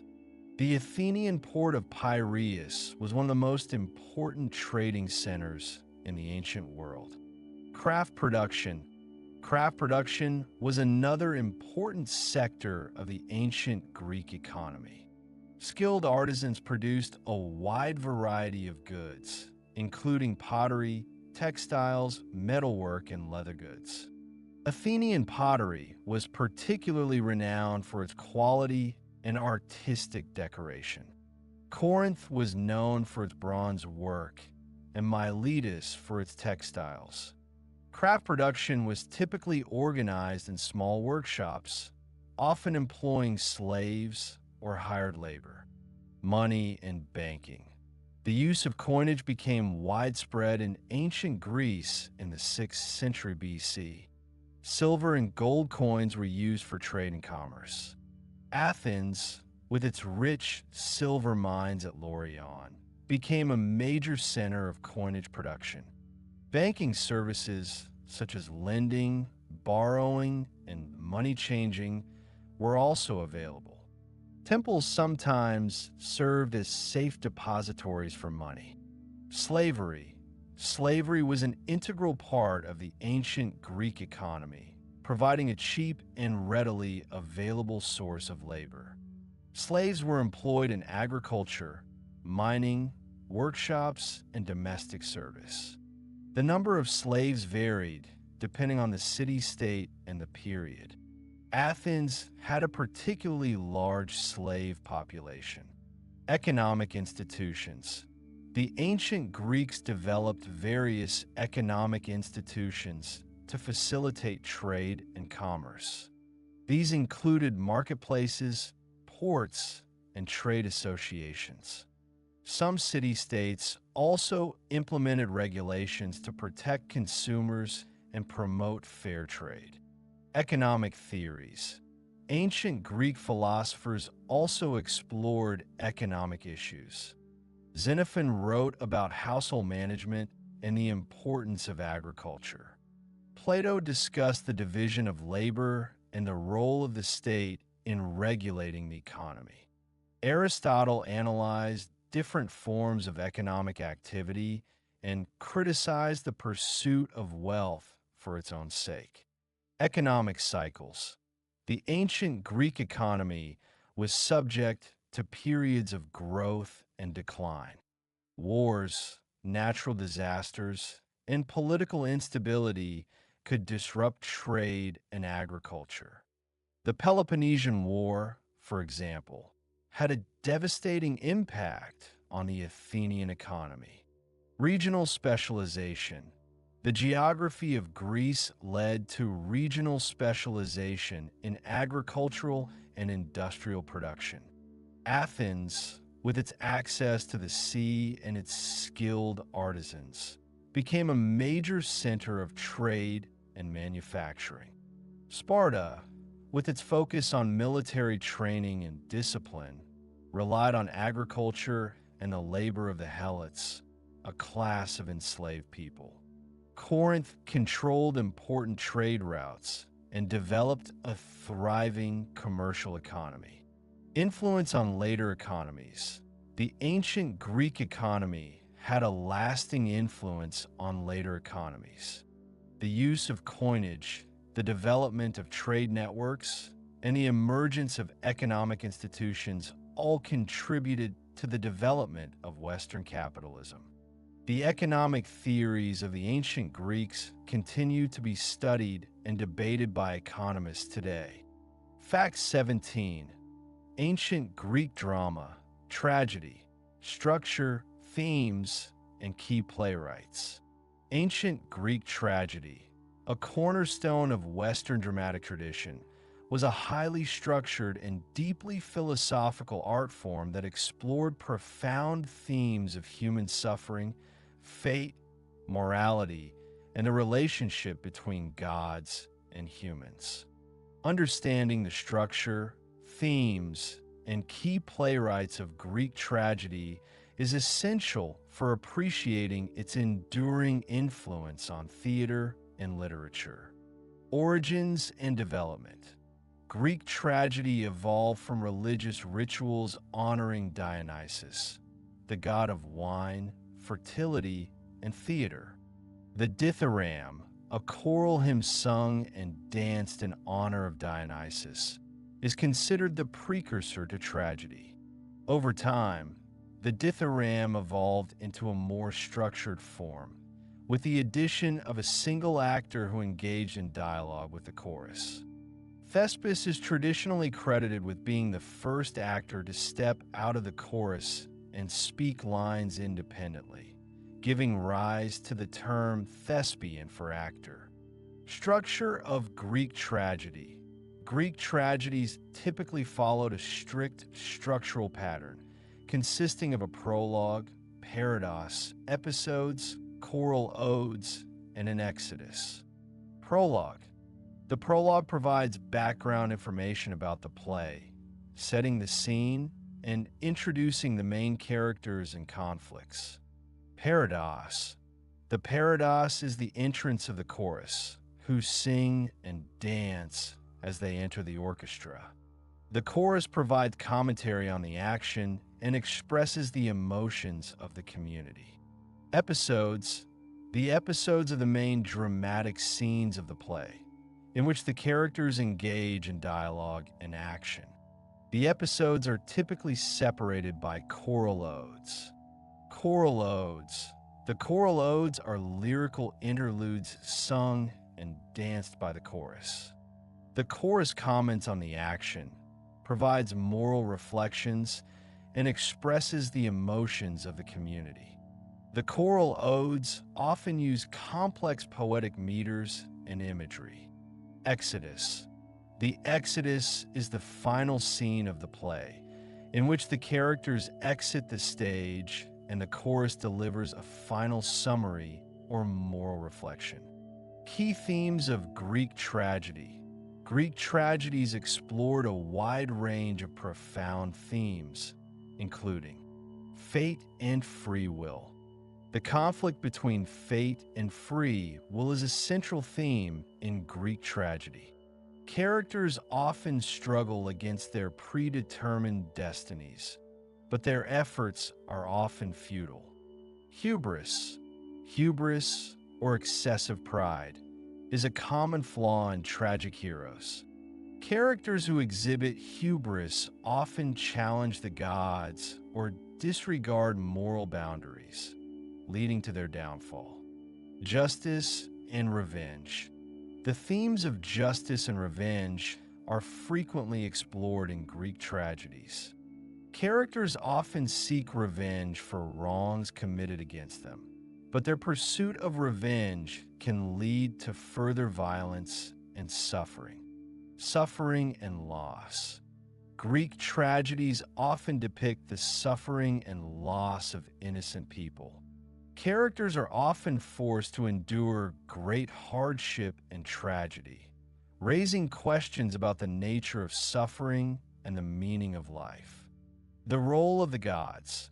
The gods play a significant role in Greek tragedies, often intervening in human affairs and influencing the course of events. The gods can be both benevolent and malevolent, and their motives are often inscrutable. Key playwrights. The three great tragedians of ancient Greece were Aeschylus, Sophocles, and Euripides. Aeschylus, 525 to 456 BC. Aeschylus is considered the father of Greek tragedy. He introduced the second actor, increasing the dramatic possibilities of the form. His plays, such as the Orestia trilogy, explore themes of justice, revenge, and the relationship between gods and humans. Aeschylus is known for his grand and majestic style and his exploration of religious and moral issues. Sophocles, 496 to 406 BC. Sophocles is known for his masterful character development and his exploration of moral dilemmas. He introduced the third actor, further increasing the complexity of dramatic interaction. His most famous plays include Oedipus Rex, Antigone, and Electra. Sophocles is known for his balance, clarity, and profound understanding of the human condition. Euripides, 480 to 406 BC. Euripides was the most experimental and controversial of the three tragedians. He often challenged traditional values and explored the psychological complexities of his characters. His plays, such as Medea, the Bacchae, and the Trojan Women, are known for their intense emotion and their questioning of established norms. Legacy. Ancient Greek tragedy has had a profound and lasting influence on Western drama. The themes, characters, and structural elements of Greek tragedy have been adopted and adapted by playwrights for centuries. The works of Aeschylus, Sophocles, and Euripides continue to be performed and studied today, serving as a testament to the enduring power of Greek tragedy. Fact 18. The Delian League and the Athenian Empire. The Delian League, initially a voluntary alliance of Greek city-states, formed to defend against further Persian incursions after the Persian Wars, evolved into an Athenian empire, transforming the political landscape of the Aegean and contributing to the outbreak of the Peloponnesian War. Its rise and fall offer a crucial case study in the dynamics of power, alliance politics, and imperial ambition in ancient Greece. Formation of the Delian League. following the Persian Wars 499 to 449 BC, in which the Greek city-states successfully repelled the Persian Empire's attempts to conquer Greece. A sense of collective security emerged. Many city-states recognized the need for a permanent alliance to deter future Persian aggression. In 478 BC, under the leadership of Athens, the Delian League was formed. The League's headquarters were initially located on the island of Delos, a sacred site in the Aegean. The League's primary purpose was to continue the war against Persia and to liberate Greek cities still under Persian control. Structure and organization. The Delian League was initially conceived as an equal partnership among its members. Each city-state contributed either ships or money to the League's treasury. Athens, with its powerful navy, provided the majority of the ships and served as the League's leader. The League's council, composed of representatives from all member states, met regularly to make decisions about military strategy and League policy. However, the balance of power within the League soon shifted in favor of Athens. Athenian domination. Over time, Athens began to exert increasing control over the Delian League. Athens used its superior naval power to enforce League policies and to suppress dissent among member states. Athens also gradually converted the League's contributions from ships to money, arguing that it could more efficiently manage the League's finances.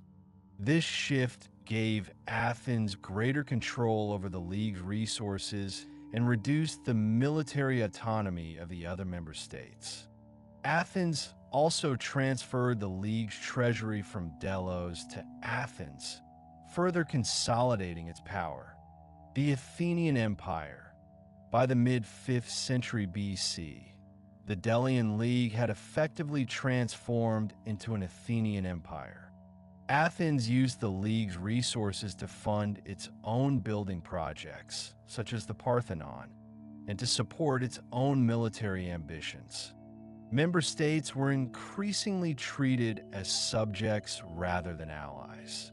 Athens imposed its own laws and customs on member states, interfered in their internal affairs, and extracted tribute from them. Many city-states resented Athenian domination and sought to break free from the League. Revolts and suppression. Several city-states attempted to revolt against Athenian rule, but these revolts were often brutally suppressed. Athens used its naval power to blockade rebellious cities and to enforce its authority. The suppression of these revolts further solidified Athenian control over the League and reinforced its imperial status. The Peloponnesian War. The transformation of the Delian League into an Athenian empire contributed to the outbreak of the Peloponnesian War, 431 to 404 BC. Sparta, the leader of the Peloponnesian League, viewed Athenian expansion with alarm and sought to contain Athenian power. Many of Athens' former allies in the Delian League also joined the Spartan alliance, hoping to overthrow Athenian rule. The Peloponnesian War was a long and devastating conflict that ultimately led to the decline of Athens and the dissolution of the Athenian Empire. Legacy. The Delian League and its transformation into the Athenian Empire offer a valuable case study in the dynamics of power, alliance politics, and imperial ambition. The League's initial success in defending against Persia was undermined by Athenian dominance and the abuse of power. The League's evolution illustrates the challenges of maintaining a balance of power within alliances and the dangers of imperial overreach. Fact 19. Ancient Greek theater. Ancient Greek theater was a vibrant and integral part of Greek culture, evolving from religious rituals honoring Dionysus, the god of wine and fertility, into a sophisticated art form that explored profound themes of human existence, morality, and politics. The theater was not merely entertainment. It was a civic and religious event attended by large audiences and supported by the state. The origins of Greek theater can be traced back to the Dithyramb, a choral hymn sung and danced in honor of Dionysus. Over time, the Dithyramb evolved into a more structured form, with the addition of a single actor who engaged in dialogue with the chorus. This actor, known as the protagonist, was the first step towards the development of dramatic performance. The first true playwrights emerged in the 6th century BC. Thespis is traditionally credited with being the first actor to step out of the chorus and speak lines independently, giving rise to the term thespian for actor. Phrynichus and Coerilus were other early playwrights who experimented with dramatic form and subject matter. Greek theater reached its peak in the 5th century BC with the emergence of the three great tragedians, Aeschylus, Sophocles, and Euripides. Aeschylus, 525 to 456 BC, is considered the father of Greek tragedy. He introduced the second actor, increasing the dramatic possibilities of the form. His plays, such as the Orestia trilogy, explore themes of justice, revenge, and the relationship between gods and humans. Sophocles, 496 to 406 BC, is known for his masterful character development and his exploration of moral dilemmas. He introduced the third actor, further increasing the complexity of dramatic interaction. His most famous plays include Oedipus Rex, Antigone, and Electra. Euripides, 480 to 406 BC, was the most experimental and controversial of the three tragedians. He often challenged traditional values and explored the psychological complexities of his characters. His plays, such as Medea, the Bacchae, and the Trojan Women, are known for their intense emotion and their questioning of established norms. In addition to tragedy, Greek theater also included comedy. Comedy developed later than tragedy, but it quickly became a popular form of entertainment. The most famous comic playwright was Aristophanes, 446 to 386 BC. Aristophanes' plays, such as Lysistrata, The Clouds, and The Birds, are known for their satirical wit, their political commentary, and their bawdy humor. Greek plays were typically performed in outdoor theaters, built into hillsides to provide natural acoustics and seating. The most famous Greek theater is the Theater of Dionysus in Athens, which could seat thousands of spectators.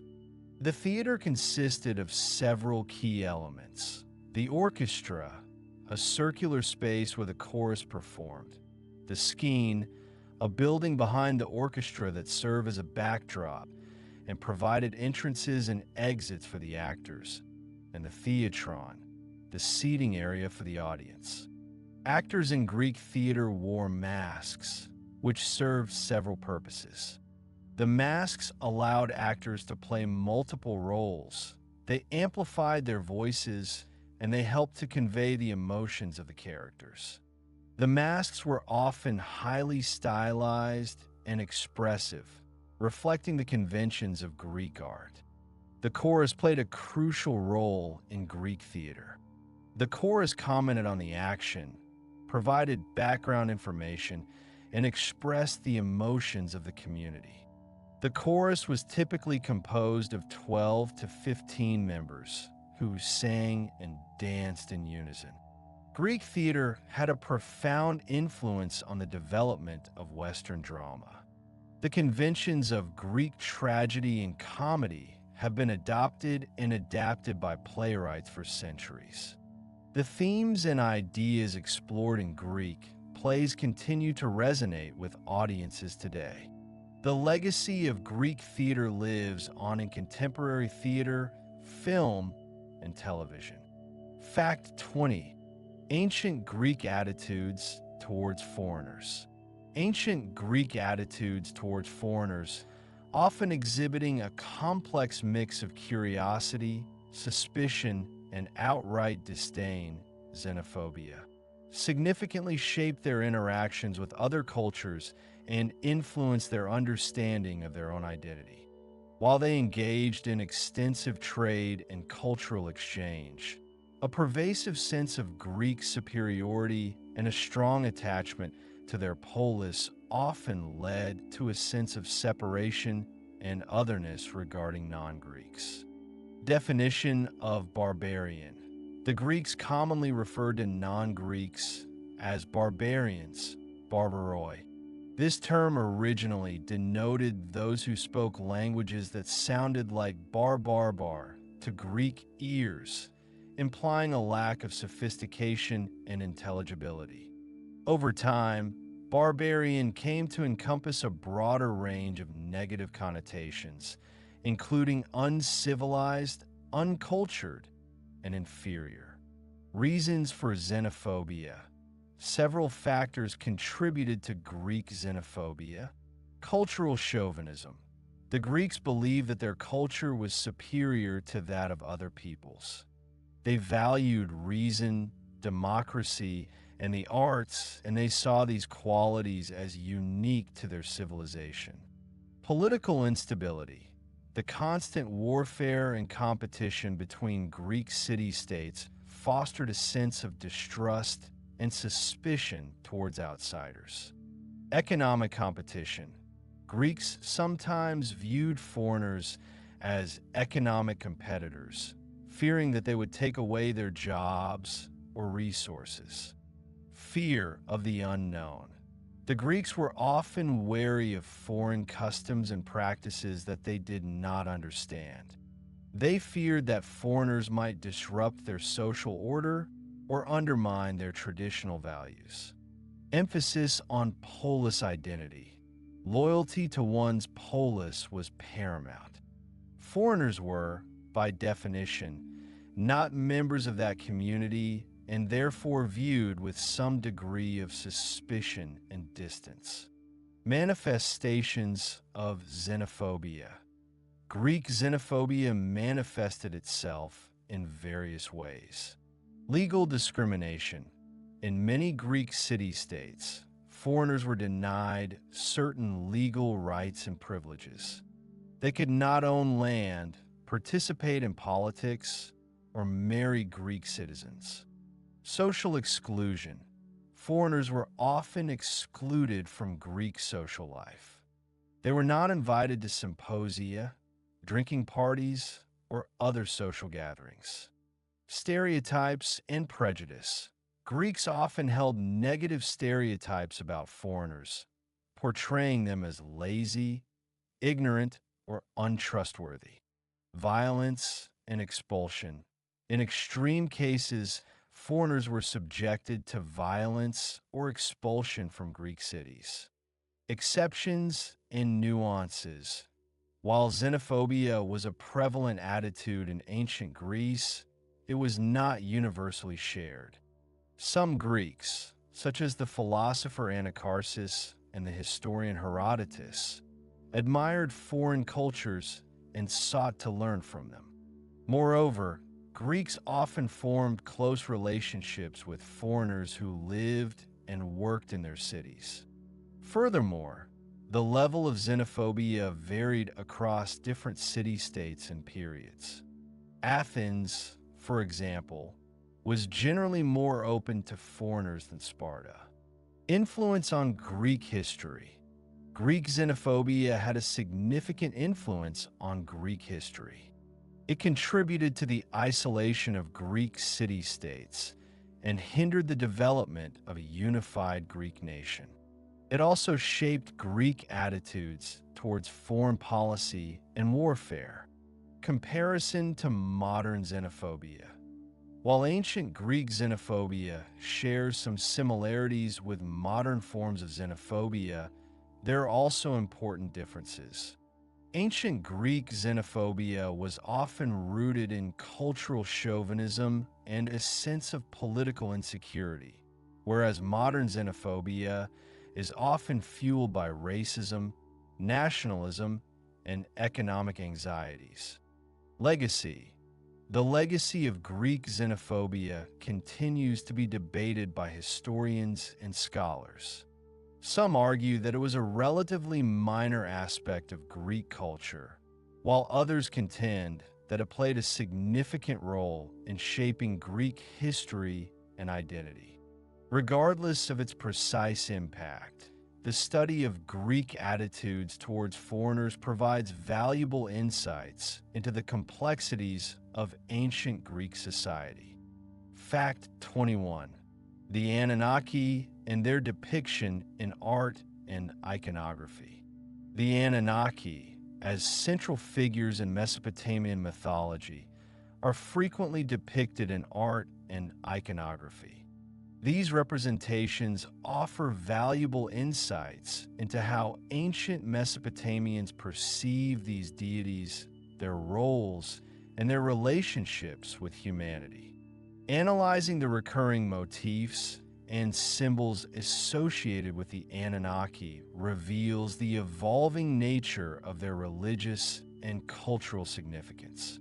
Early Sumerian depictions of the Anunnaki are often symbolic and abstract. They are represented as divine beings, often distinguished by their headdresses adorned with multiple horns, a symbol of divinity and power. The number of horns typically indicated the deity's rank, with the most powerful gods and goddesses having the most horns. And Anu, the sky god and the chief of the Anunnaki, is often depicted with the highest number of horns. These early representations emphasize the Anunnaki's divine status and their separation from humanity. They are portrayed as majestic and awe-inspiring figures, worthy of reverence and worship. As Mesopotamian art evolved, the depictions of the Anunnaki became more anthropomorphic, with human-like bodies and features. However, they retained their divine attributes, such as horned headdresses and symbols of power. They are often depicted wearing elaborate robes and jewelry, signifying their wealth and status. They are also frequently shown holding symbols of authority, such as scepters, rings, and divine emblems. These anthropomorphic representations reflect a growing sense of intimacy between the gods and humans. The Anunnaki are portrayed as more relatable figures, capable of interacting with humans and influencing their lives. They're no longer simply distant and abstract beings, but rather active participants in the world. One of the most common motifs associated with the Anunnaki is the winged disc, a symbol of divine power and protection. The winged disc is often depicted above the figures of the Anunnaki, representing their celestial nature and their ability to oversee and protect humanity. This symbol is also associated with the sun god Shamash, Utu, who was seen as a source of justice and righteousness. The winged disc later became a symbol of royal power and was often depicted on royal seals and monuments. The Anunnaki are also frequently depicted in scenes of creation and destruction. They are shown creating humans, building cities, and establishing laws. They are also shown unleashing floods, sending plagues, and destroying their enemies. These depictions reflect the Anunnaki's dual nature as both creators and destroyers, capable of both benevolence and wrath. In Babylonian art, the Anunnaki are often associated with the god Marduk, the patron deity of Babylon. Marduk is depicted as a powerful warrior god who defeated the primordial chaos and established order in the universe. He is often shown holding a spear or a sword, symbolizing his power and his ability to defend Babylon from its enemies. The Anunnaki are often depicted as Marduk's allies, helping him to maintain order and protect the city.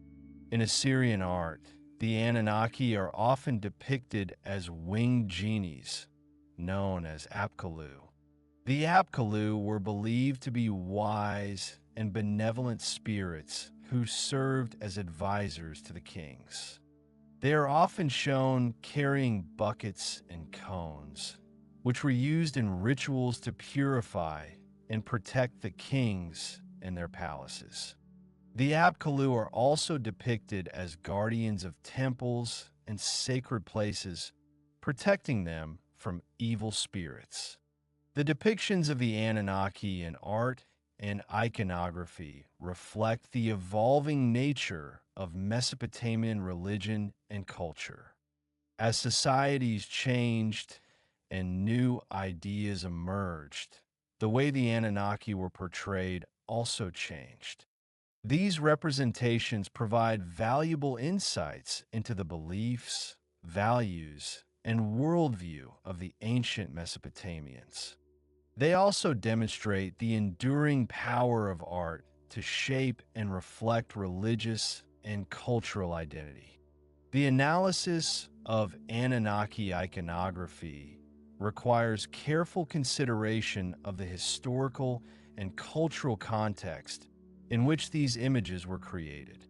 It is important to understand the symbolic meaning of the various motifs and attributes associated with the Anunnaki, and to consider how these representations may have been interpreted by the people who created and viewed them. The study of Anunnaki art and iconography is an ongoing process, and new discoveries and interpretations continue to shed light on the complexities of Mesopotamian mythology and religion. Fact 22. Technology and innovations in ancient Greece. While often lauded for their philosophical prowess and artistic achievements, the ancient Greeks also made considerable strides in technology and innovation, developing tools and techniques that profoundly influenced subsequent civilizations and laid the groundwork for many modern inventions. Their ingenuity, driven by both practical needs and intellectual curiosity, led to advancements in fields ranging from agriculture and construction to warfare and timekeeping. Agriculture. The ancient Greeks developed several agricultural innovations to improve crop yields and manage their often challenging terrain. Terracing, the creation of level platforms on hillsides, maximized arable land and prevented soil erosion. Crop rotation techniques, involving the planting of different crops in succession, helped to maintain soil fertility. The Greeks also used irrigation systems to water their crops, diverting water from rivers and springs to fields. Furthermore, they developed improved plows and other agricultural tools to increase efficiency. Construction and engineering. The Greeks were master builders, constructing impressive temples, public buildings, and fortifications.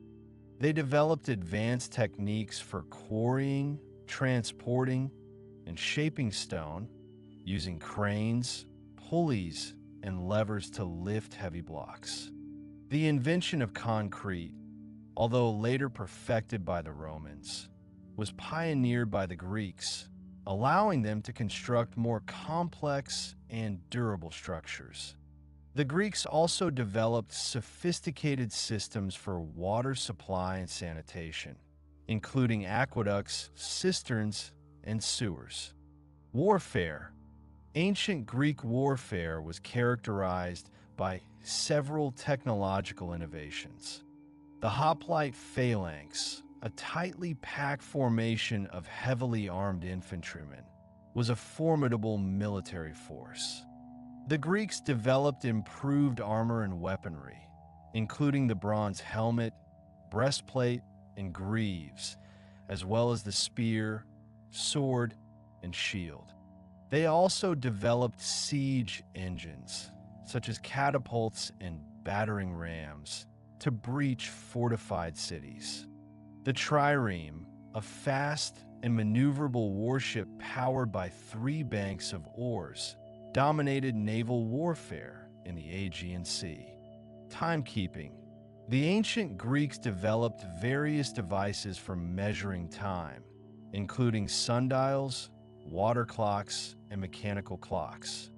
Sundials, which used the position of the sun to indicate the time of day, were common in public spaces and private homes. Water clocks, which measured the passage of time by the flow of water, were more accurate than sundials, especially on cloudy days. The Greeks also developed complex mechanical clocks, using gears and weights to regulate the movement of a pointer. Mathematics and science.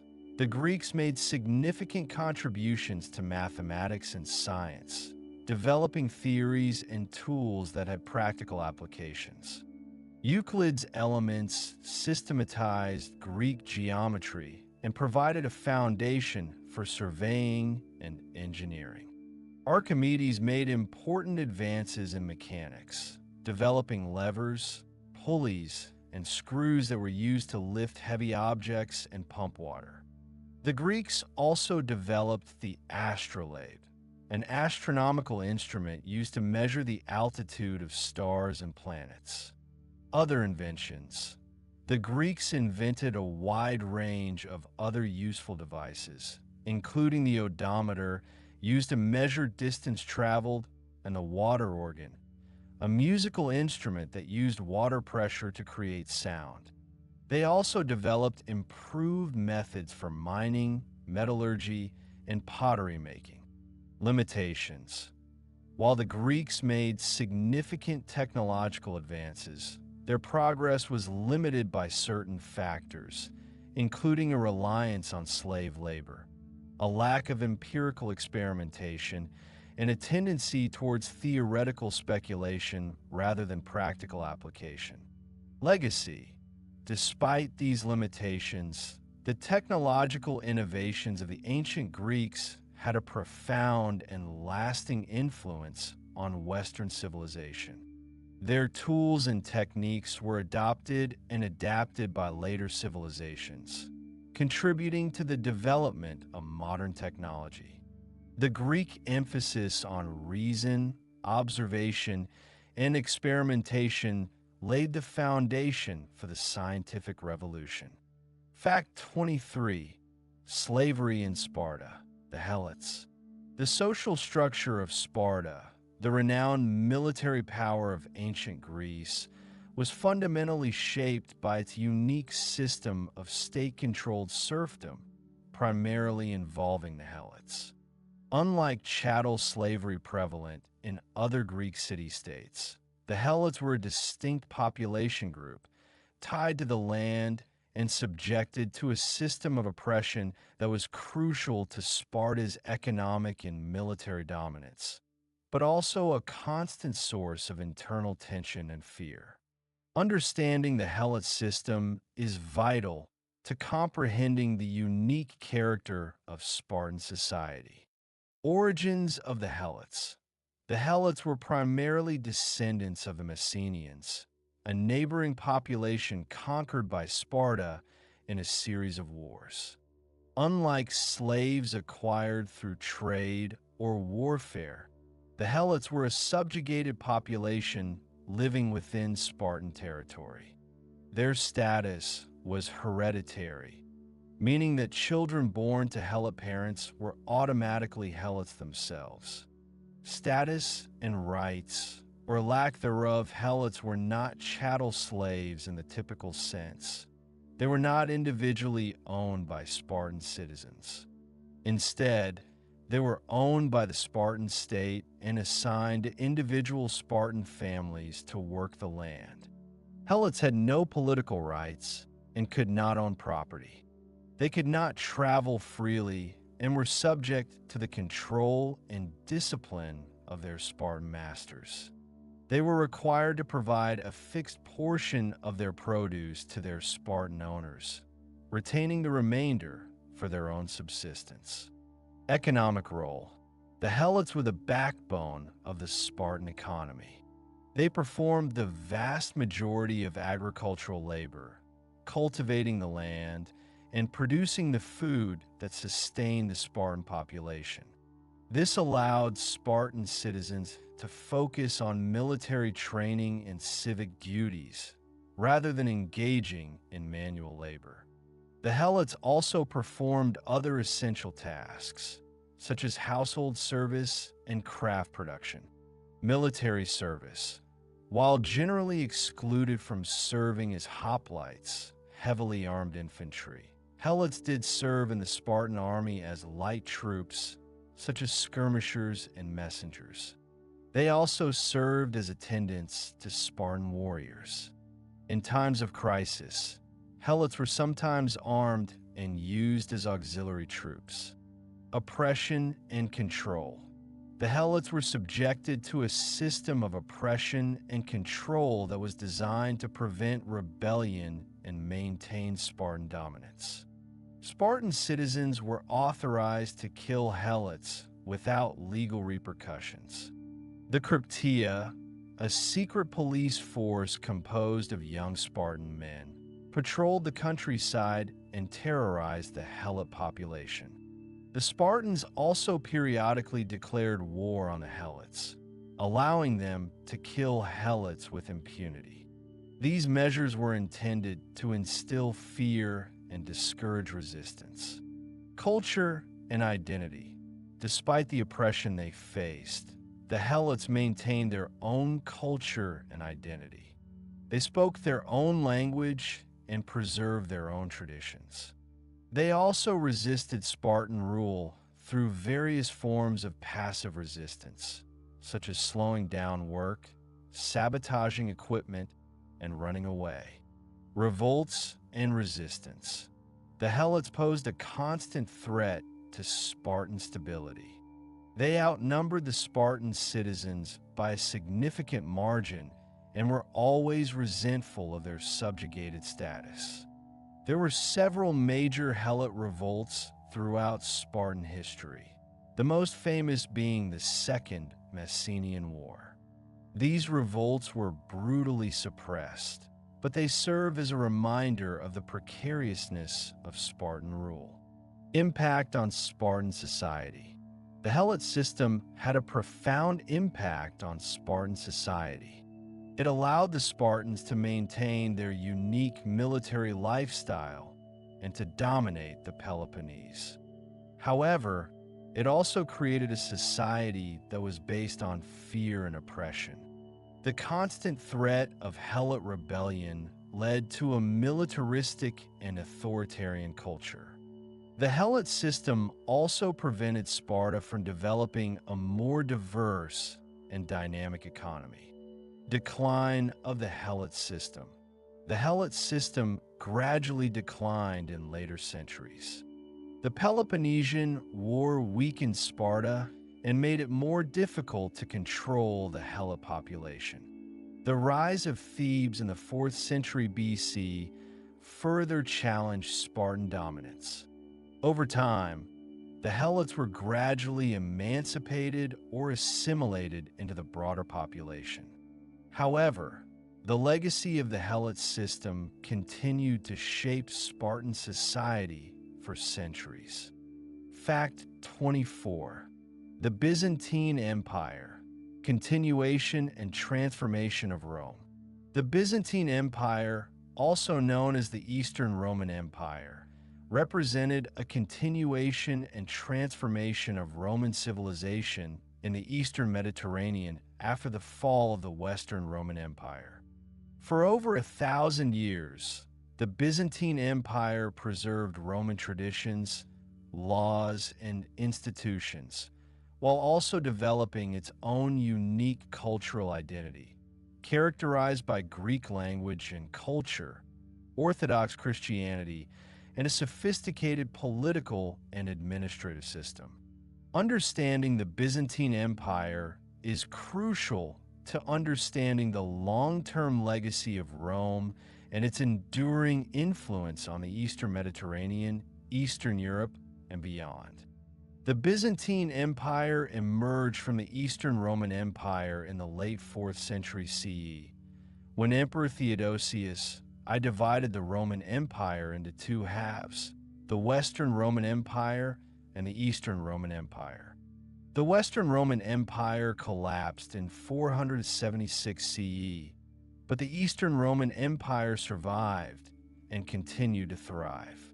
The capital of the Byzantine Empire was Constantinople, which had been founded by Emperor Constantine I in 330 CE. Constantinople was strategically located on the Bosporus Strait, which controlled trade between the Black Sea and the Mediterranean Sea. Constantinople became a major center of trade, culture, and learning. The Byzantine Empire preserved many Roman traditions, laws, and institutions. The Byzantine emperors continued to use Roman titles, such as Augustus and Caesar. They also maintained Roman laws and legal procedures. The Byzantine army was organized along Roman lines, and it used Roman military tactics. However, the Byzantine Empire also developed its own unique cultural identity. The official language of the Byzantine Empire was Greek, not Latin. The Byzantine emperors were Orthodox Christians, and they played an active role in the affairs of the church. Byzantine art and architecture were distinct from Roman art and architecture, characterized by elaborate mosaics, icons, and domed churches. The Byzantine Empire reached its height under the Macedonian dynasty in the 9th and 10th century CE. During this period, the Byzantine Empire expanded its territory, revived its economy, and promoted its culture. The Byzantine army reconquered much of the Balkans, and Byzantine missionaries spread Orthodox Christianity to the Slavic peoples of Eastern Europe. Byzantine art and architecture flourished, and Byzantine scholars preserved and translated classical Greek texts. The Byzantine Empire faced numerous challenges throughout its history. The empire was constantly threatened by foreign invaders, such as the Persians, the Arabs, the Bulgarians, and the Turks. The empire also faced internal conflicts, such as religious disputes and political rivalries. Despite these challenges, the Byzantine Empire survived for over 1,000 years. The Byzantine Empire played an important role in preserving classical knowledge, promoting Christianity, and serving as a buffer between Europe and the Muslim world. The Byzantine Empire gradually declined in the late Middle Ages. The empire was weakened by internal conflicts and external pressures. In 1453, Constantinople was captured by the Ottoman Turks, bringing an end to the Byzantine Empire. The fall of Constantinople was a major turning point in world history. It marked the end of the Roman Empire and the beginning of Ottoman dominance in the Eastern Mediterranean. The legacy of the Byzantine Empire is profound and far-reaching. The Byzantine Empire preserved Roman traditions and institutions, which influenced the development of Western civilization. The Byzantine Empire also spread Orthodox Christianity to Eastern Europe, which shaped the culture and identity of many Slavic nations. Byzantine art and architecture have inspired artists and architects for centuries. The preservation of classical Greek texts by Byzantine scholars ensured the survival of ancient knowledge and its transmission to the Renaissance. The Byzantine legal system influenced the development of law in Eastern Europe and beyond. The strategic location of Constantinople as a center of trade and cultural exchange contributed to the economic and cultural development of the region. Fact 25. Ancient Greek concepts of love: eros, philia, agape, and xenia.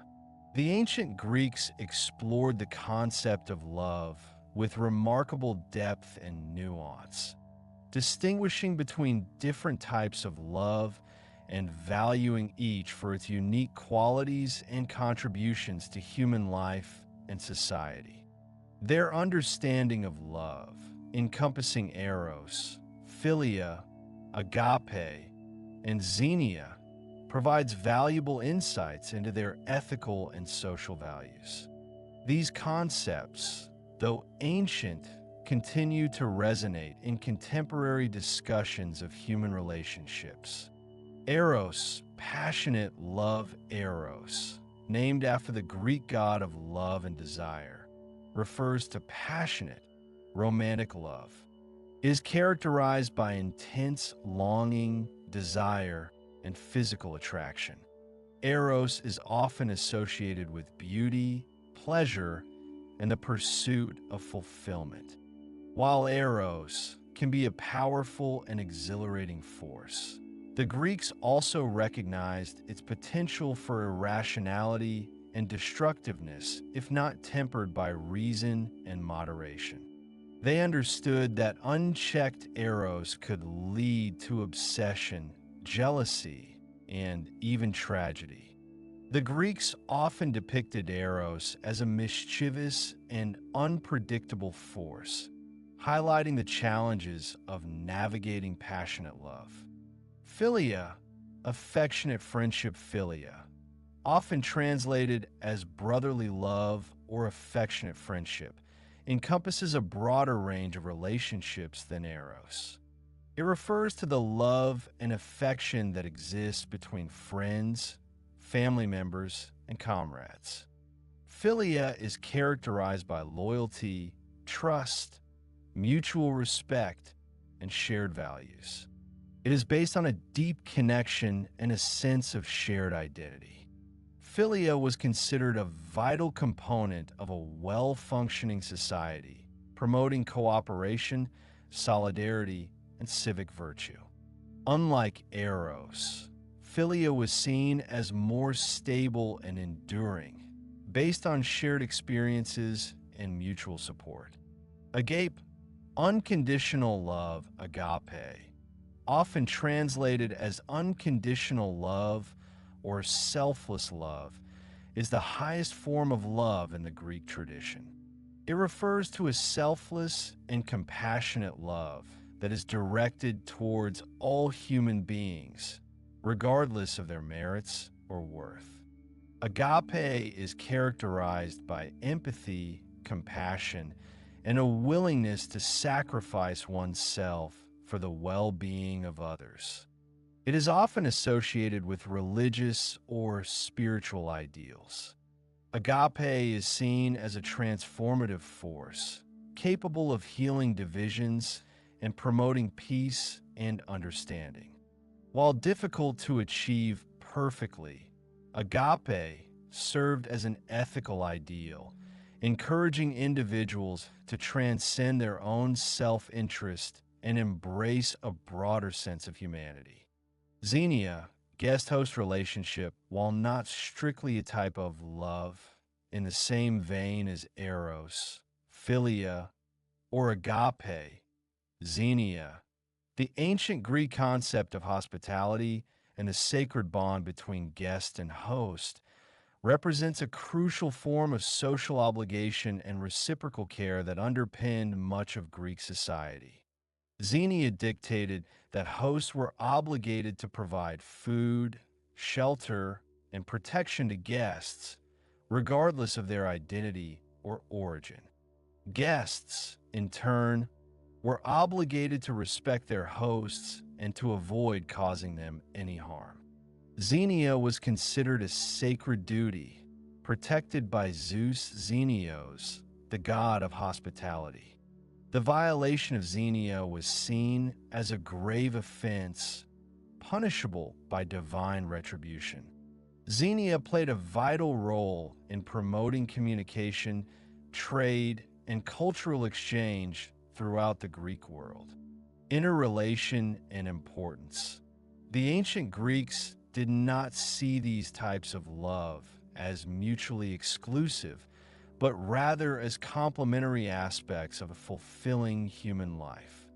A healthy balance of eros, philia, and agape, along with adherence to the principles of Xenia, was considered essential for individual well-being and social harmony. Their nuanced understanding of love continues to provide valuable insights into the complexities of human relationships and the ethical values that underpin a flourishing society. The Greeks recognized that love, in its various forms, was a powerful force that could shape individuals, communities, and the course of history. Fact 26. Ancient Greek colonization. Ancient Greek colonization, a significant phenomenon that spans several centuries, roughly from the 8th to the 6th centuries BC, involved the establishment of new settlements and communities by Greek city-states, polis, throughout the Mediterranean and Black Sea regions. This wave of expansion had profound economic, political, and cultural consequences, shaping the development of both the Greek world and the regions that came under its influence. Motives for colonization. Several factors motivated Greek colonization. Population pressure. Many Greek city-states experienced population growth that outstripped their available resources, leading to land scarcity and economic hardship. Colonization offered an outlet for surplus population. Economic opportunities. Colonization provided access to new resources, such as fertile land, raw materials, and trade routes. Greek colonists sought to establish new markets for their goods and to acquire valuable commodities. Political instability. Internal political conflicts and social unrest within Greek city-states sometimes prompted individuals or groups to seek a new life in a foreign land. Trade and commerce. The desire to expand trade networks and secure access to new markets was a major driving force behind colonization. Greek traders established settlements in strategic locations to facilitate trade with local populations. Process of colonization. Greek colonization typically involved a carefully planned and organized process. Selection of a site. The colonizing city-state, the mother city or metropolis, would select a suitable site for a new settlement based on factors such as fertile land, access to water, and defensibility. Appointment of a founder. Oikis, a respected citizen, was appointed as the founder, oikis, of the colony. The oikis was responsible for leading the colonists, organizing the settlement, and establishing its laws and institutions. Consultation with the oracle at Delphi. Colonizing city-states often consulted the oracle at Delphi for guidance and divine approval. The oracle's pronouncements could influence the choice of a site or the organization of the colony. Recruitment of colonists. Colonists were recruited from the mother city and other Greek city-states. They typically included farmers, artisans, merchants, and soldiers. Establishment of a new polis. Once the colonists arrived at the chosen site, they would establish a new polis city-state, modeled on the institutions and customs of the mother city. The new polis was typically independent and autonomous, although it often maintained close ties with the mother city. Regions of colonization.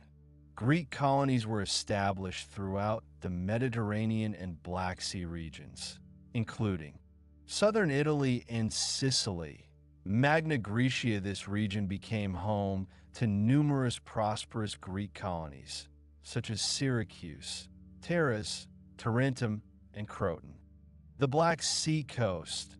Greek colonies were established along the coasts of the Black Sea, providing access to valuable resources such as grain, timber, and fish. North Africa. Greek colonies were founded in North Africa, including Cyrene. Southern France, Gaul Massalia, Marseille, was a major Greek colony in southern France. Spain. Greek colonies were established in Spain, primarily for trading purposes. Impact of colonization. Greek colonization had a profound impact on both the Greek world and the regions that came under its influence. Economic expansion.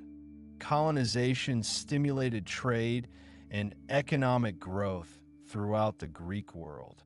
Greek colonists produced and traded agricultural goods, manufactured goods, and raw materials. Cultural exchange. Colonization facilitated cultural exchange between Greeks and indigenous populations. Greek language, art, religion, and political institutions spread to new regions. Indigenous cultures also influenced Greek culture, leading to a blending of traditions. Political development. Colonization contributed to the development of Greek political institutions. The establishment of new polis with their own laws and governments fostered experimentation and innovation in political organization. Spread of Hellenic culture. Colonization played a key role in spreading Hellenic culture throughout the Mediterranean and Black Sea regions. Greek language, art, literature, and philosophy influenced the development of other civilizations. Relationship with mother cities. The relationship between the colonies and their mother cities varied. While colonies were generally independent politically, they often maintained strong cultural and commercial ties with their founders. Disputes sometimes arose between colonies and mother cities, but they were usually resolved peacefully. Decline of colonization. The wave of Greek colonization gradually declined in the 6th century BC. Factors contributing to this decline included increasing competition from other powers, such as the Persians and the Phoenicians, and the growing strength and stability of the Greek city-states. Fact 27. Alexander the Great's military strategies and tactics. Alexander the Great's unparalleled military successes were not solely attributable to his personal charisma or the strength of his Macedonian army. They were also a product of his innovative and adaptable military strategies and tactics. He masterfully combined elements of traditional Greek warfare with new approaches, exploiting enemy weaknesses and adapting his tactics to diverse terrains and opponents. His campaigns offer a rich study in military leadership and strategic thinking. Combined arms warfare. Alexander understood the importance of combining different types of troops to create a versatile and effective army. He integrated the Macedonian phalanx with its heavily armed infantry, with cavalry, archers, and light infantry, creating a balanced force capable of tackling a wide range of battlefield situations. The Macedonian phalanx. The phalanx, a tightly packed formation of infantry armed with long spears, sarissas, formed the core of Alexander's army. The phalanx was virtually impenetrable from the front and could deliver a devastating charge. Cavalry. Alexander recognized the importance of cavalry for reconnaissance, flanking maneuvers, and pursuit. He employed both heavy cavalry, companions, and light cavalry, lancers and scouts. The companion cavalry, composed of elite Macedonian nobles, was a powerful shock force. Archers and light infantry. Archers and light infantry provided range support and skirmishing capabilities. They were particularly effective in mountainous terrain. Exploiting enemy weaknesses, Alexander was adept at identifying and exploiting weaknesses in his enemy's formations and strategies. He often used feigned retreats to lure enemy forces into unfavorable positions. He also used flanking maneuvers to attack the enemy's flanks or rear, disrupting their formations and creating confusion. Adaptability. Alexander was a highly adaptable commander who was able to adjust his tactics to suit the terrain and the enemy. He fought in deserts, mountains, and forests, and he faced opponents with diverse military styles and technologies. He learned from his experiences and adapted his strategies accordingly. Logistics. Alexander understood the importance of logistics in sustaining a large army on long campaigns. He established supply depots along his route and maintained a well-organized system of transportation. He also relied on local resources to supplement his supplies. Siege warfare. Alexander was a master of siege warfare, developing innovative techniques for capturing fortified cities. He used siege engines, such as catapults and battering rams, to breach city walls. He also employed tactics such as mining and blockade to weaken enemy defenses. Speed and decisiveness. Alexander was known for his speed and decisiveness. He moved his army quickly and decisively, often catching his enemies by surprise.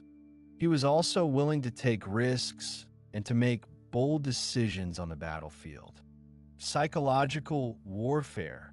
Alexander understood the importance of psychological warfare. He cultivated an image of invincibility and used propaganda to demoralize his enemies. He also treated his defeated opponents with respect, often incorporating them into his army or administration.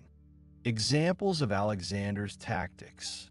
Battle of Granicus River. 334 BC, Alexander launched a daring frontal assault across the Granicus River, surprising the Persian forces and shattering their defenses. Battle of Issus. 333 BC, Alexander exploited a gap in the Persian line, leading a cavalry charge that routed the Persian left wing and forced Darius III to flee the battlefield. Battle of Gaugamela.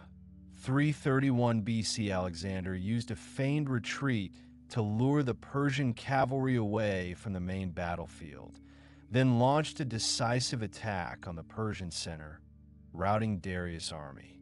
Siege of Tyre. 332 BC, Alexander built a causeway to reach the island city of Tyre, then used siege engines and naval power to capture the city after a long and difficult siege. Legacy. Alexander the Great's military strategies and tactics have been studied and admired by military commanders for centuries. His emphasis on combined arms warfare, adaptability, logistics, and psychological warfare remains relevant today. His campaigns serve as a testament to his military genius and his lasting impact on the art of warfare. He proved the importance of understanding the enemy, adapting to terrain, and utilizing all available resources effectively. Fact 28. The mystery cults of ancient Greece. Alongside the official pantheon of Olympian gods and goddesses, ancient Greece harbored a vibrant world of mystery cults, religious associations characterized by secret rituals, initiation ceremonies, and promises of personal salvation or a more favorable afterlife. These cults, often shrouded in secrecy, offered a more intimate and emotional connection to the divine than the public religion of the city-states, attracting a diverse following across social strata. Nature of mystery cults. Unlike the public religion, which focused on communal worship and civic identity, mystery cults emphasized individual experience and personal transformation. Initiation into a mystery cult typically involved a series of secret rituals, often involving symbolic purification, dramatic reenactments of myths, and the revelation of sacred knowledge. The details of these rituals were kept secret from non-initiates, adding to the cult's mystique and exclusivity. Promises of salvation. Many mystery cults offered initiates the promise of salvation or a more favorable afterlife. They believed that participation in the cult's rituals could purify the soul, overcome the fear of death, and guarantee a blessed existence in the next world. This promise of personal salvation was particularly appealing in a world where life was often precarious and uncertain. Popular mystery cults. Several mystery cults were particularly popular in ancient Greece. The Eleusinian Mysteries. The Eleusinian Mysteries, dedicated to Demeter, the goddess of agriculture, and her daughter Persephone, were the most famous and influential of the Greek mystery cults. They were held annually at Eleusis, near Athens, and attracted initiates from all over the Greek world.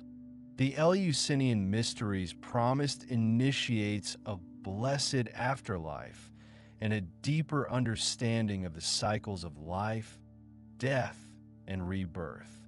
The cult of Dionysus. The cult of Dionysus, the god of wine, ecstasy, and theater, was characterized by ecstatic rituals, including wild dancing, music, and the consumption of wine. Dionysian cults offered initiates a release from social constraints and a sense of communion with the divine. The Orphic Mysteries. The Orphic Mysteries, based on the teachings of the legendary musician Orpheus, emphasize purification of the soul and reincarnation. Orphic initiates followed strict dietary and ethical guidelines in order to achieve a more favorable rebirth. The cult of Isis. The cult of Isis, an Egyptian goddess of magic, motherhood, and healing, became popular in the Greek world during the Hellenistic period. The cult of Isis offered initiates a sense of personal connection to the goddess and promises of protection and healing. Secrecy and exclusivity. The secrecy and exclusivity of mystery cults contributed to their appeal.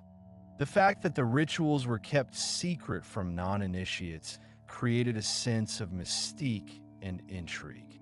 The initiation process itself was often a transformative experience, creating a strong bond between initiates.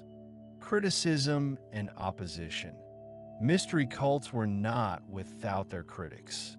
Some Greeks viewed them with suspicion, accusing them of being superstitious, irrational, or even subversive.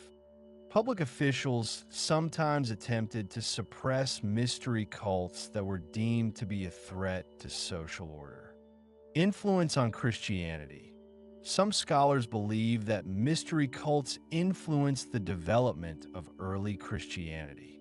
The emphasis on personal salvation, ritual initiation, and the promise of a blessed afterlife found in mystery cults may have paved the way for the spread of Christian ideas. Legacy.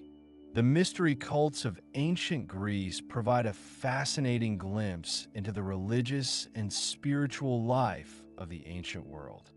They demonstrate the human desire for personal connection with the divine and the enduring appeal of secret rituals and promises of salvation. Their influence can be seen in various religious and spiritual traditions throughout history. They show the human need for meaning, purpose, and a connection to something beyond the everyday world. Fact 29. Ancient Greek ships and seafaring. The ancient Greeks were renowned seafarers, their lives and civilization intimately connected to the Aegean Sea and the broader Mediterranean. Their mastery of shipbuilding and navigation enabled them to establish trade routes, colonize distant lands, wage wars, and explore the known world. Understanding Greek ships and seafaring practices is crucial to appreciating their economic, political, and cultural achievements. Types of ships. The ancient Greeks developed a variety of ships for different purposes. Trading ships. Merchant vessels were designed for carrying cargo, such as grain, wine, olive oil, pottery, and manufactured goods. They were typically wider and more capacious than warships, but slower and less maneuverable. They relied primarily on sail power, although oars could be used for maneuvering in harbors or calm waters. Warships, triremes, and other naval vessels' warships were designed for combat. The trireme, the most famous type of Greek warship, was a sleek and fast vessel powered by 3 banks of oars. Triremes were equipped with a bronze ram at the bow, used to sink or disable enemy ships. Other types of warships included biremes, with 2 banks of oars, and penteconers, with 50 oars. Pirate ships. Pirate ships were similar to warships, but they were often smaller and faster, designed for raiding and capturing merchant vessels. Shipbuilding techniques. Greek shipbuilders were skilled craftsmen who used a variety of techniques to construct their vessels. Ships were typically built of wood, using planks that were fastened together with mortise and tenon joints. The hull was then caulked to make it watertight. The ships were steered using a large or located at the stern. Navigation. Greek navigators relied on a combination of observation, experience, and rudimentary instruments to navigate the seas. They used the sun and stars to determine their latitude. They observed coastal landmarks, such as mountains and islands, to determine their position. They also used soundings, measuring the depth of the water, to avoid shallow areas. They relied on knowledge of prevailing winds and currents to plan their voyages. Trade routes. The Greeks established extensive trade routes throughout the Mediterranean and Black Sea regions. They traded with Egypt, Phoenicia, Italy, Sicily, the Black Sea coast, and other regions. They transported goods such as grain, wine, olive oil, pottery, textiles, metals, and slaves. Naval warfare. Naval warfare played a crucial role in ancient Greek history.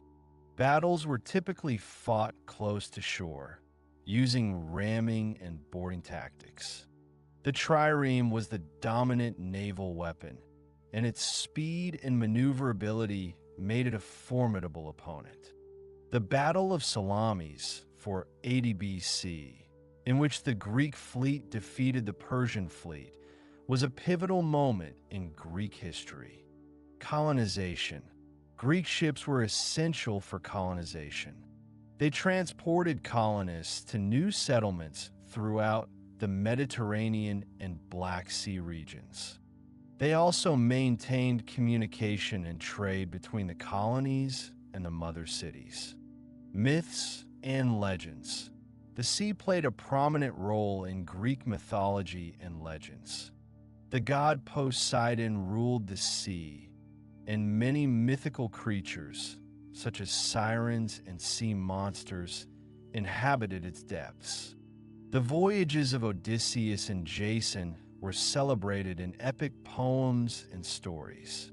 Influence on later civilizations. Greek ships and seafaring techniques had a profound influence on later civilizations. The Romans adopted many aspects of Greek shipbuilding and navigation, and Roman ships dominated the Mediterranean for centuries. Limitations. While the Greeks were skilled seafarers, their ships were relatively small and fragile compared to later vessels. They were also vulnerable to storms and piracy. Navigation was challenging, especially in open water. Despite these limitations, the ancient Greeks' mastery of ships and seafaring enabled them to create a vast maritime network, spreading their culture, trade, and influence throughout the ancient world. Fact 30. Ancient Greek attitudes towards foreigners. Ancient Greek attitudes towards foreigners, often exhibiting a complex mix of curiosity, suspicion, and outright disdain, xenophobia, significantly shaped their interactions with other cultures and influenced their understanding of their own identity. While they engaged in extensive trade and cultural exchange, a pervasive sense of Greek superiority and a strong attachment to their polis often led to a sense of separation and otherness regarding non-Greeks. Definition of barbarian. The Greeks commonly referred to non-Greeks as barbarians, barbaroi. This term originally denoted those who spoke languages that sounded like bar to Greek ears, implying a lack of sophistication and intelligibility. Over time, barbarian came to encompass a broader range of negative connotations, including uncivilized, uncultured, and inferior. Reasons for xenophobia. Several factors contributed to Greek xenophobia. Cultural chauvinism. The Greeks believed that their culture was superior to that of other peoples. They valued reason, democracy, and the arts, and they saw these qualities as unique to their civilization. Political instability. The constant warfare and competition between Greek city-states fostered a sense of distrust and suspicion towards outsiders. Economic competition. Greeks sometimes viewed foreigners as economic competitors, fearing that they would take away their jobs or resources. Fear of the unknown. The Greeks were often wary of foreign customs and practices that they did not understand. They feared that foreigners might disrupt their social order or undermine their traditional values. Emphasis on polis identity. Loyalty to one's polis was paramount. Foreigners were, by definition, not members of that community and therefore viewed with some degree of suspicion and distance. Manifestations of xenophobia. Greek xenophobia manifested itself in various ways. Legal discrimination. In many Greek city-states, foreigners were denied certain legal rights and privileges. They could not own land, participate in politics, or marry Greek citizens. Social exclusion. Foreigners were often excluded from Greek social life. They were not invited to symposia, drinking parties, or other social gatherings. Stereotypes and prejudice. Greeks often held negative stereotypes about foreigners, portraying them as lazy, ignorant, or untrustworthy. Violence and expulsion. In extreme cases, foreigners were subjected to violence or expulsion from Greek cities. Exceptions and nuances. While xenophobia was a prevalent attitude in ancient Greece, it was not universally shared. Some Greeks, such as the philosopher Anacharsis and the historian Herodotus, admired foreign cultures and sought to learn from them. Moreover, Greeks often formed close relationships with foreigners who lived and worked in their cities. Furthermore, the level of xenophobia varied across different city-states and periods. Athens, for example, was generally more open to foreigners than Sparta. Influence on Greek history. Greek xenophobia had a significant influence on Greek history. It contributed to the isolation of Greek city-states and hindered the development of a unified Greek nation. It also shaped Greek attitudes towards foreign policy and warfare. Comparison to modern xenophobia. While ancient Greek xenophobia shares some similarities with modern forms of xenophobia, there are also important differences. Ancient Greek xenophobia was often rooted in cultural chauvinism and a sense of political insecurity, whereas modern xenophobia is often fueled by racism, nationalism, and economic anxieties. Legacy. The legacy of Greek xenophobia continues to be debated by historians and scholars.